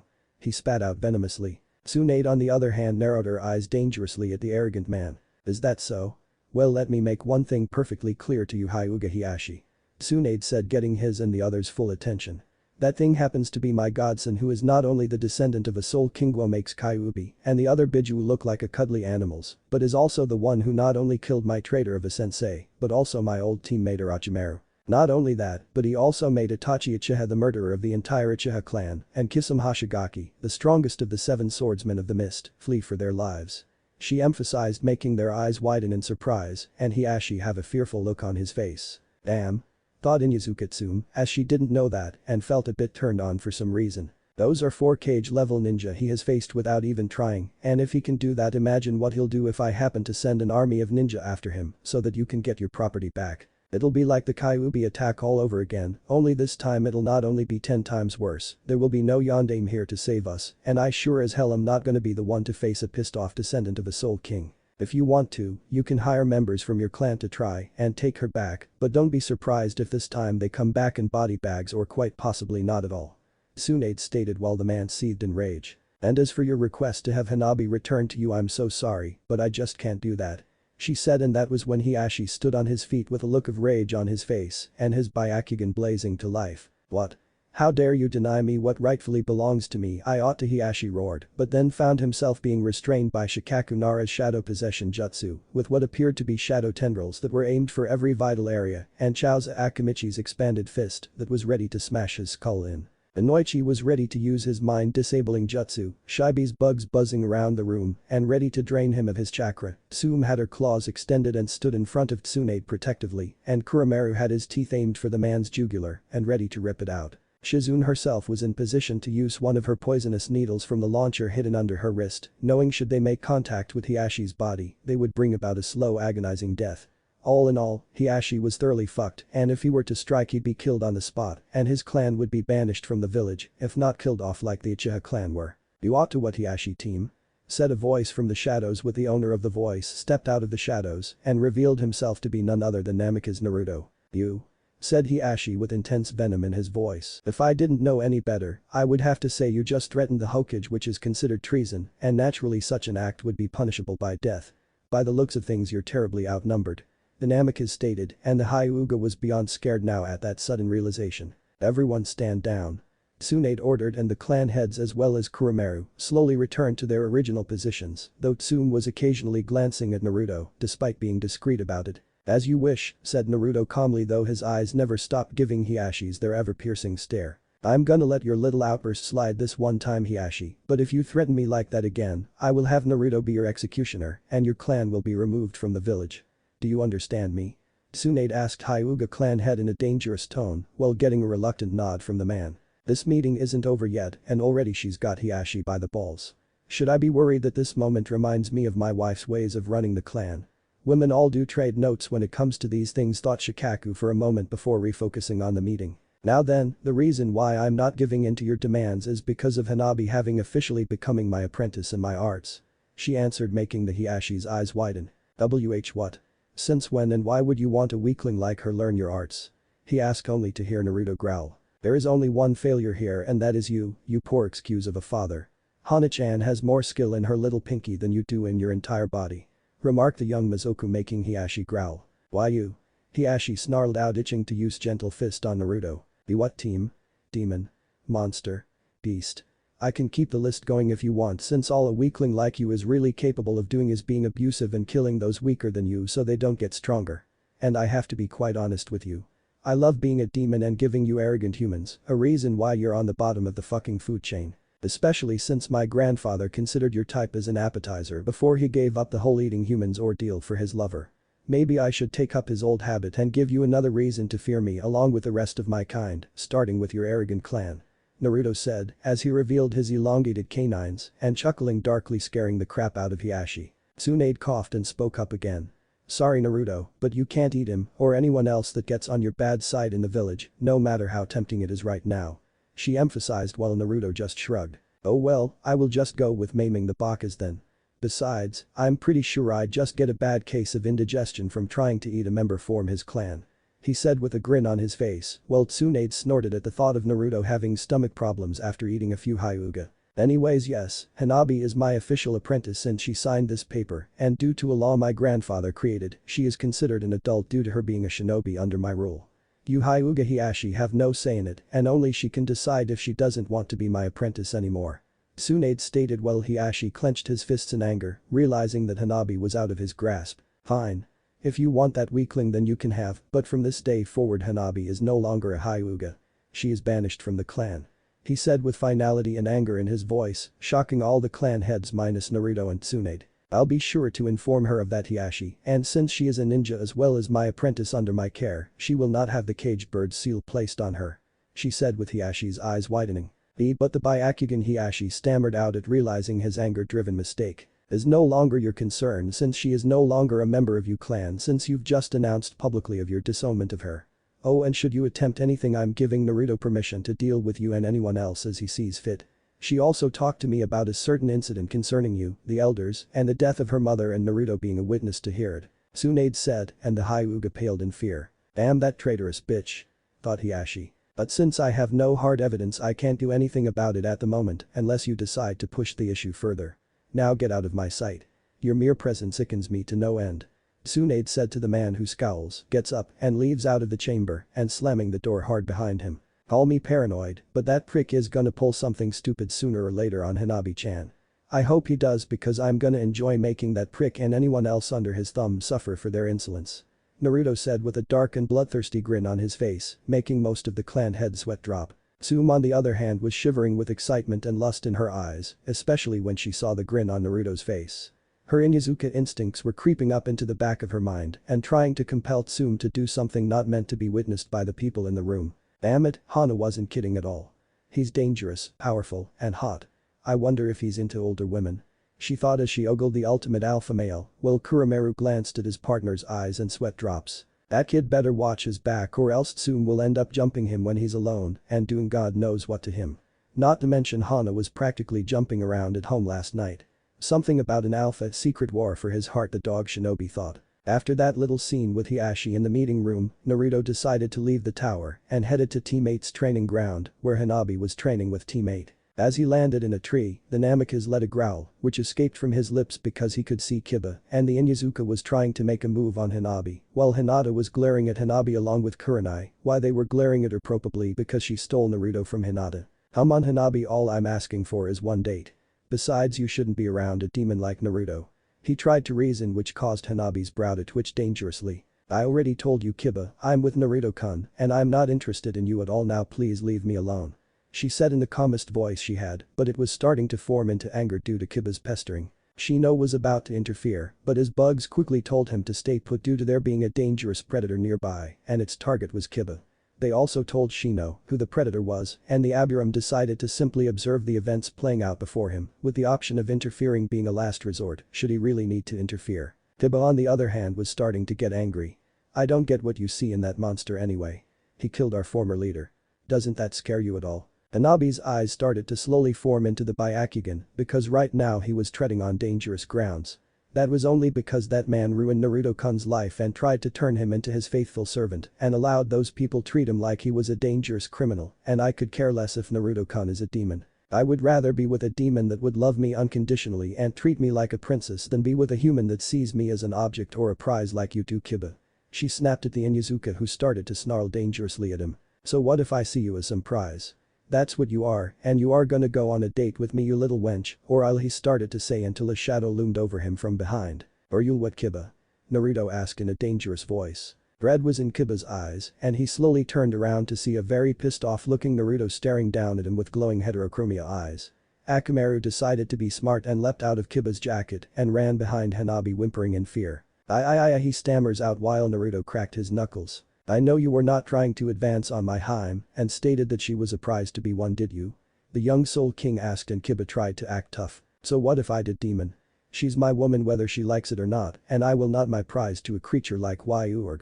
The Inuzuka found himself being snatched up by his collar, meeting Naruto's eye level, and said Namikaze was snarling in the now frightened Inuzuka's face. You better give me a good reason why I shouldn't crush your skull with my foot and send your carcass back to your mother, runt. Naruto said, unleashing Kai on Kiba, who was now soiling his trousers. Please let him go, Naruto-san. Asked a feminine voice and Naruto turned his head to see Kurenai Yuhi walking towards them. Naruto looked back at a relieved Kiba, thinking his sensei was here to save him and just smiled darkly at the Inuzuka. If I were you I wouldn't be happy, Ron, considering the fact that she heard what you said regarding females and how you tried to advance on your fellow comrade. You'd be lucky to still keep your license should I report you to the Hokage, who is also female, and let's not forget who your mother is. The emphasis making the Inuzuka pale and whimper like the dog he was, especially when he saw the look of anger in his sensei's eyes. Indeed he would be. Kiba, as of now you're suspended for an entire month and I will be reporting you to the Hokage and your mother. Now hand over your shinobi license. She ordered. But sensei, Kiba didn't get to finish because Kurenai released a small amount of Kai in the mud. Now Genin. She ordered and Kiba instantly pulled out his license, handed it over to the Genjutsu mistress and started to leave but stopped and gave Naruto a hateful look. Are you happy now, demon? Kiba spat out like the name was venom in his mouth and Naruto grinned evilly at Kiba. Nope. Naruto said, confusing everyone when suddenly. Bam. Naruto sent Kiba flying into the sky, who ended up releasing a high-pitched cry from his mouth due to the fact that Naruto struck him in the nuts with his boots. Now I am Kiba. Enjoy the one-way flight. He called out while Akamaru's eyes bugged out of his head and looked at Naruto. Don't worry, Akamaru, I know you're not like your master and I'm not going to take out his stupidity on you. Can you get home by yourself? He asked and the young pup barked and sped off to inform Tsume of her son's actions. Naruto-kun, what location did you kick Kiba in? Hanabi asked while the young god blinked and grinned. Towards the female side of the hot springs. Why? Naruto asked, which caused Shino to sweat drop and Kurenai's eyes to bug out. Hanabi sighs and shakes her head but with a smile on her face. You really are cruel, aren't you? She asked jokingly while Naruto's grin grew. Only to people like Kiba, half of Konoha and Team 7, but I would never be anything to you, my Haim. Well, except for that one thing everyone likes to do in bed, but that can wait until you're ready. Naruto emphasized, making her whole face turn red and sputter at the thoughts that now ran in her mind of the two of them doing certain things that were beyond naughty. "And Naruto-kun," said Hanabi, as she saw her sister off to the side glaring at her, eyebrow twitching from Kurenai, and Shino having a small blush that was mostly concealed by the top of his coat. "What, Hanabi-chan?"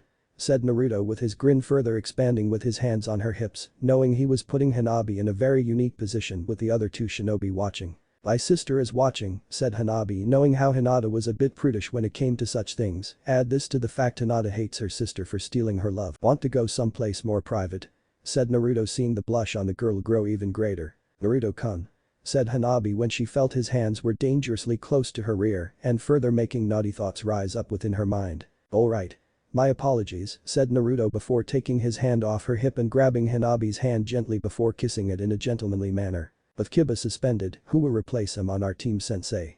said Shino, since the lack of a third person made their team incomplete. "I'll have to talk to the Hokage about that, but it will have to be one of the other rookies and maybe Naruto depending on the mission we're given," said Kurenai, as she saw how happy Hanabi was at the moment with Naruto. Konoha Street sometime later. Naruto had soon bid a good day to teammate in Hanabi, as he had to head to the Hokage Tower for any potential missions and advance his shinobi career to earn his advancement to Jounin. "Hokage Tower at the moment. Hokage-sama, Naruto-kun is here to see you," said Shizune, as she had red cheeks from seeing the Namikaze with a well-muscled body and still couldn't get over it. "Good. Send him in please," said Tsunade, as she saw Shizune's blush and kept the tick mark on her head from forming, since she knew what it meant. "I'm here for missions," said Naruto, getting right to the point and sat down in a chair across from his godmother. "Not much at the moment, I'm afraid.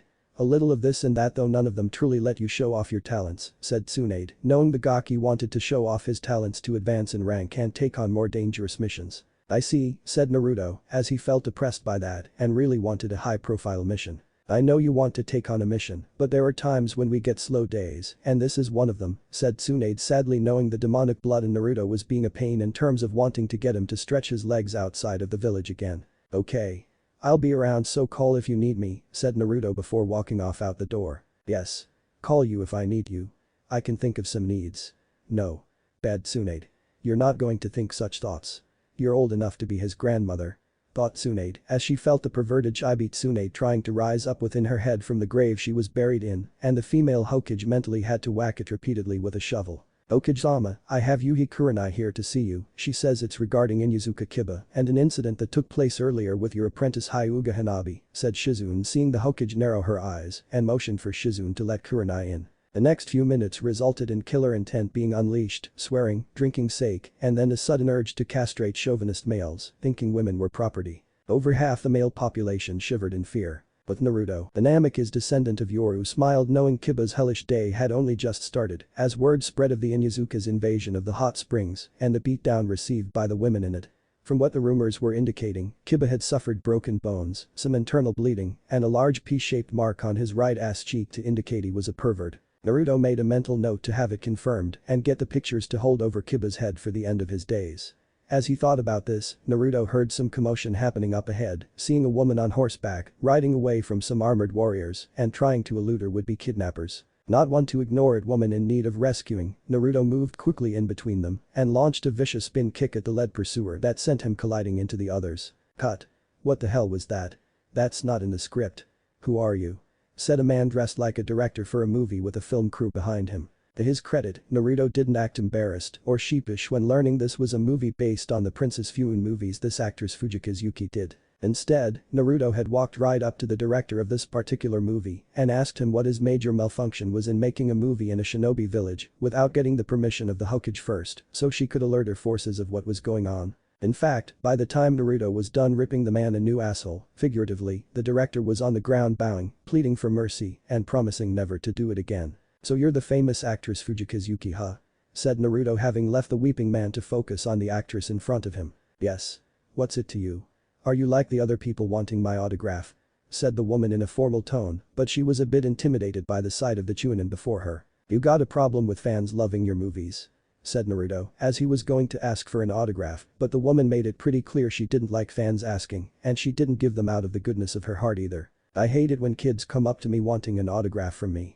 Acting is cruel," said the woman before walking away while ignoring the kids begging for an autograph. Man, what a whiny bitch, thought Naruto before meeting Yuki's humble manager of Amanasama Sandeu, requesting to speak to the Hokage about an important mission to take the actress to Snow Country. Hence why Naruto was chosen along with Guy's team to support them in this mission now on a ship heading for Snow Country and without the actress knowing the destination. Of course, that wasn't to say the other members of Team 7 currently on the shelf until a genin replacement was made were less than thrilled by this. Kakashi even requested his team go in Guy's place since he had been to Snow Country before and was more qualified to lead the mission. Shame he wasn't qualified in keeping the mouth of his genin shut. Flashback Hokage's office. Hokage-sama, my team is qualified to handle this mission, and with Naruto back on it, we can effectively be Team 7 again if only temporary, said Kakashi, as he saw Guy's team next to his and Naruto currently in the in-between them, though it was clear the godly Namikaze was friendlier towards Team 9. Kakashi, I'm not assigning you this mission, as your history with your team being even remotely capable of doing anything Konoha Shinobi should be able to do as a team is at an all-time low, and don't think I haven't read the reports on what happened when you went on that so-called C-rank mission to Wave Country. The only willing to fight for those people were Naruto, while Uchiha Sasuke did it for glory, and Haruno Sakura did it because of her fangirl nature to the Uchiha. Said Tsunade having read the mission report Kakashi gave and the one she asked Naruto to write one up too, since she highly doubted all the details of the mission had been put in. That's not true. Said Kakashi, as he now had Guy's team and the others looking at him now with questioning eyes. Even Neji had softened a bit after the beating Naruto gave him during the Chunin exam finals and even gone to see Hinata to apologize once his wired shut jaw was unwired to speak again. Really? Because from what I've read, you only started teaching your genin tree walking, and that was only after getting to Wave Country to further protect Tazuna. You were walking with Tazuna to Wave Country and did no form of training with your team of any sort during that time. Then, when returning to the Leaf, you did absolutely no training outside of all those D-ranked missions and only trained Sasuke to fight Gaia, knowing that Naruto needed training to fight Neji. Instead, you threw him towards Abisu, who had little love for Naruto from the start and made no effort to find someone qualified to teach my godson. It was by sheer luck that Naruto got Jiraiya to train him, and even then the damn pervert forbid him from using the toads in his matches. Said Tsunade looking pissed off right now at Kakashi. But Neji wasn't as big a threat as Gaia was. Said Kakashi only to be silenced from speaking in his defense by Tsunade, slamming her fist down on her desk, causing the whole room to shake. I don't give a shit. You had 2 students in the Chunin exam finals, Kakashi. Not one, but 2 of them, and you favored one over the other. Your sensei would be ashamed and you know it. That's why you're not going on this mission, Kakashi, nor is Team 7, as you are 1 genin short and Naruto is not a genin. Said Tsunade, seeing Kakashi narrow his one eye and turn his hands into fists. They don't know her like I do. They don't know the terrain than I do. Not sending me on this mission is foolish. Said Kakashi, seeing Tsunade's eyes narrowing dangerously at him. Maybe, but your current track record and your other 2 students with Naruto are less than promising, said Tsunade as she saw Sasuke and Sakura getting pissed off at her words. That Baka is a demon. How can you so blindly trust a demon over us? We're human. Said Sakura as she saw Sasuke nod and knew her crush was in full agreement. Your connection with Naruto has clearly blinded your judgment. I have half a mind to report this to the councils and see you replaced by someone more competent, said Sasuke as he had sway with them and knew they would do as he asked. Are you challenging me, Uchiha? Because if you are, I have no problem sending you to Ibiki and ordering him to make what Itachi did look like a 4-star hotel resort. Said Tsunade, seeing Sasuke flinch but glare all the same and knew she hit a nerve. She inwardly smiled at hitting it. I'm merely stating a fact. Your connection to the demon is affecting your judgment for choosing missions. Anyone can see our team can handle it with or without the loser, so just give us the mission already, said Sasuke arrogantly with Tsunade looking ready to punch the Baka's lights out. Naruto, however, didn't just look ready, he just hit and punched Sasuke right through a wall so the Hokage wouldn't have to do it herself. Enough. Everyone who is against Team 9 and myself from going to Snow Country for this mission, I have one thing to say to you. Get the hell out of here before I get angry.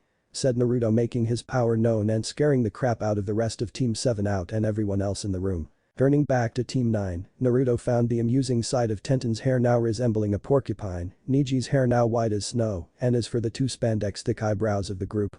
Well, let's just say that the afro look did not look good on them, but strangely enough wasn't bad either, and were now without their eyebrows. And as for Tsunade, oops. The female Hokage's hair should not look like Medusa from Greek mythology due to the way it was now so unnatural. Let's fix ourselves up and never speak of this moment again, said Tsunade as she gave Naruto a heated look and the group left to quickly fix themselves before returning back to normal. His team, and myself are going to Snow Country to be protection detail for a snooty actress currently hating her job," said Naruto, seeing Yuki's manager grimace at that. "In a nutshell." "Yes," said Tsunade, seeing shrug his shoulders. "How are we traveling?" "Land or sea?" said Naruto curiously. "Both. Land to a fire country port, then you'll travel on a large cruise-class ship large enough to house Yuki, the movie crew, and yourselves for the duration of the trip. Do not think of this as a vacation because your quarters will be cramped and you may have to share with another," said Tsunade, seeing Tenten blush while looking at Naruto for a second, while Niji was taking minuscule steps away from Lee and Guy. Niji would sooner rip out his eyes or have an all-out fight to the death with Naruto than share sleeping quarters with those two. "Fair enough. See you all at the gate tomorrow morning." "I have some much-needed training to do," said Naruto, grinning before taking off via the window, which got both Guy along with Lee all whooped up into a frenzy with their crying, hugging, and that horrible genjutsu that came with it. "Not in my office," said Tsunade, as she didn't want to see that and cursed the pile of paperwork in front of her that duty in being the Hokage commanded her to stay. Seeking to escape its clutches of the hugging, Tenten leaped out the window and planned for tomorrow and what to bring. Niji tried to escape, but Lee had grabbed him and forced the Hyuga branch member to join the hug while being sandwiched between the two green spandex-clad men. Niji's screams could be heard for miles. "Namika's estate sometime later, so you're going on a trip to Snow Country? You know we have to come with you, right?"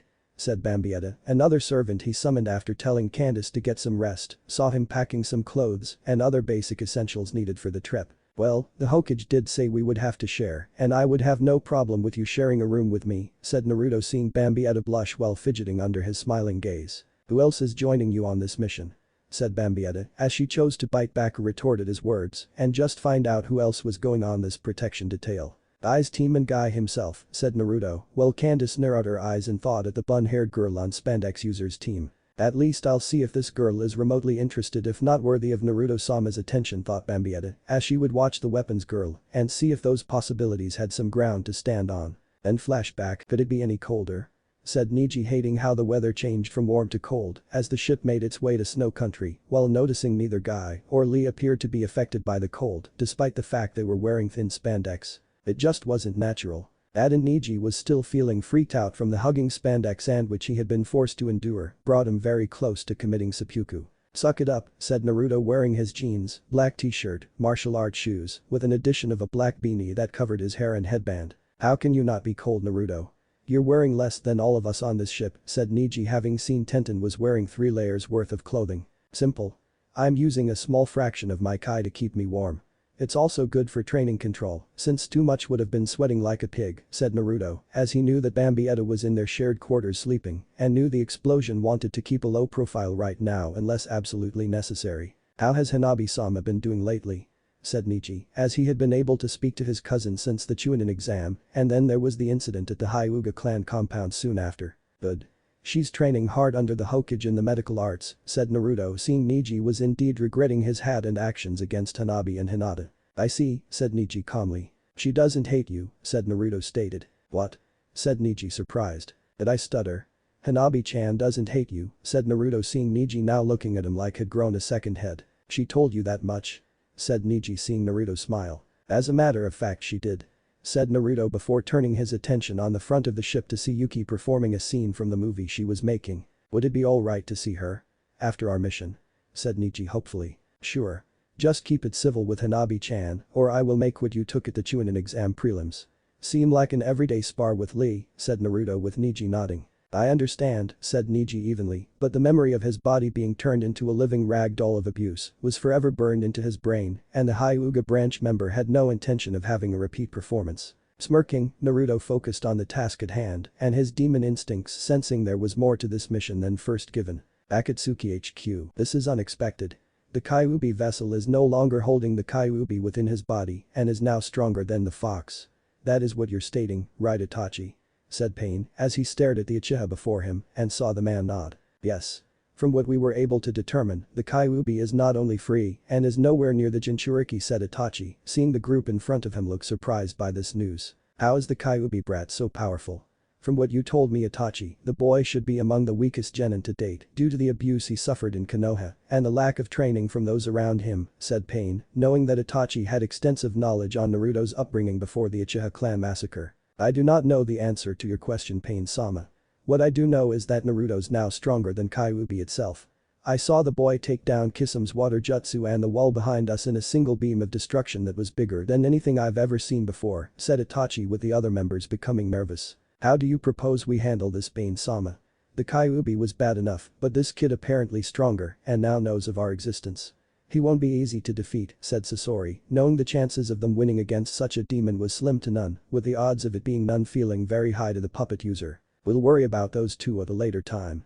First, we must locate the other tailed beasts and then plan a means to extract them from their host bodies. Only when it's time to go after Kyuubi will we be able to focus on her and the host she's connected to, said Pain calmly, though inside this unprecedented turn of events was making his spine shiver. Snow Country, so this is Snow Country, huh? I can see why it gets the name for it, said Naruto looking around while seeing the actress Yuki not thrilled by the prospect of being here. No doubt. Who would want to live in this cold place? Said Bambietta, as she used her ability to destroy the ice around them to stop it from impeding their path. People with the strength to endure it, said Naruto, knowing that surviving harsh cold environments took considerable strength just like people living in the desert. I hate this place. I don't want to be here, said Yuki, as she wanted to get back on the boat and get far away from here. Not surprising considering your relationship to this place, Princess Koyuki. Said a male voice above the group wearing some form of shinobi battle armor and wearing a shinobi headband with 4 small circles on it, indicating he was from a shinobi village. Along with the 3 others with him. Who are you? Said Tenten, sensing the 4 shinobi on the cliff area above were far from friendly. I am Roganadder of Yukigakure. My comrades and I have been sent here on behalf of her dear sweet uncle to retrieve the princess, said Nader, eyeing the snow princess now taking a step back towards the ship. Princess Koyuki? Are you sure? You must be one of those crazy people that see past the fiction of the movie and reality of the now, said Naruto taking a few steps forward. Hardly. The truth is, the actress Fujika's Yuki is really a secret alias Princess Koyuki, created to hide herself from her dear sweet uncle, and he has need of her here in Snow Country for a special project being worked on that requires her assistance of sorts, said Roga, seeing the now revealed to be Princess of Snow Country look ready to run. So that's how it is, huh? Good. To be honest, the whole protection detail for this woman was boring to no end and I thought I would go crazy.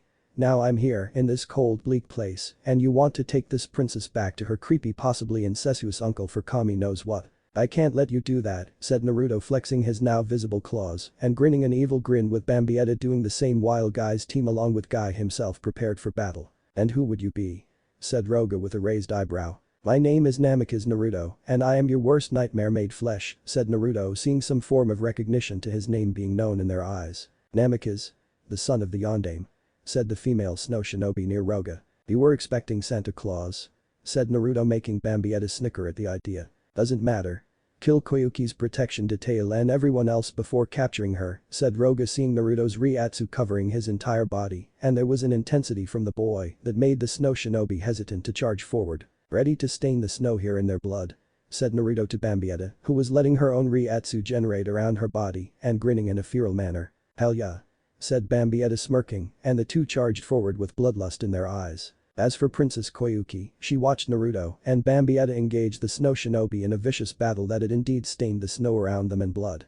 The bulky guy of the group, a man named Fuyakuma Mizer, had tried to engage Naruto in combat using his metal arms, but the Namikaze had crushed them after grappling with the man and kicked him into a mountain. Bambietta fought a woman with pink hair named Kakyoku Fubuki and tore through the ice prison jutsu the snow shinobi tried to put her in.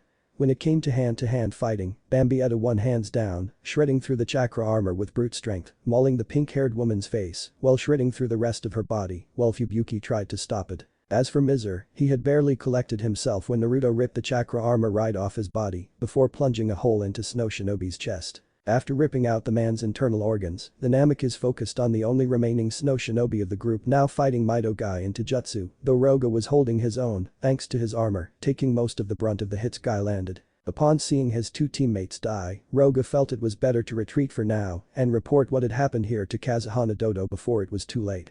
Using his Hyuga Harakenko to handle Guy, Roga fled while the window of opportunity was still open to him and could see the genin of the group wished to pursue. Though Naruto told them to wait. Why don't you want us to pursue him? We have the advantage in numbers. Said Tenten frowning at the chance to stop Roga from escaping had been stopped. Because we don't have knowledge of the terrain in front of us. Roga clearly does. Don't forget that when having the advantage in terms of numbers doesn't mean anything if the enemy has knowledge of the terrain and knows how to use it. If we pursue, Roga could spring a trap and remove us from protecting the princess, said Naruto before he, Guy and Bambietta were all there with them. Naruto-san is right. We have no real knowledge of the terrain ahead.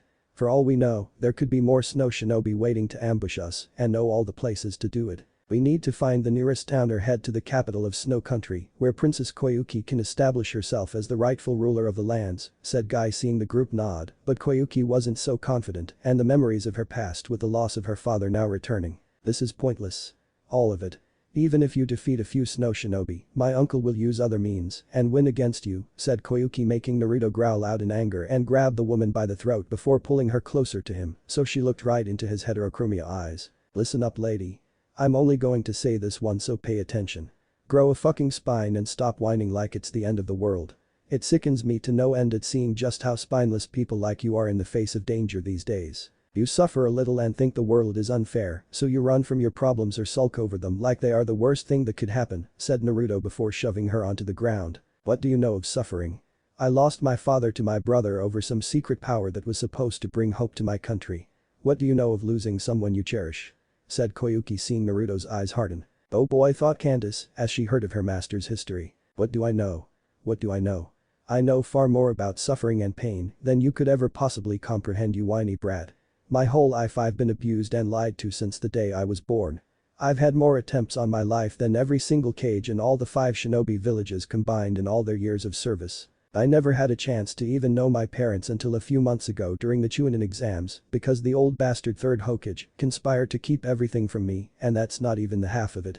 I make your sob story look like a fairy tale told to children when compared to me. So don't give me crap about pain and suffering like you're the only one that knows it, because you are not the only one that knows it. Now get fuck off the ground and stand up straight because you are a princess of this country.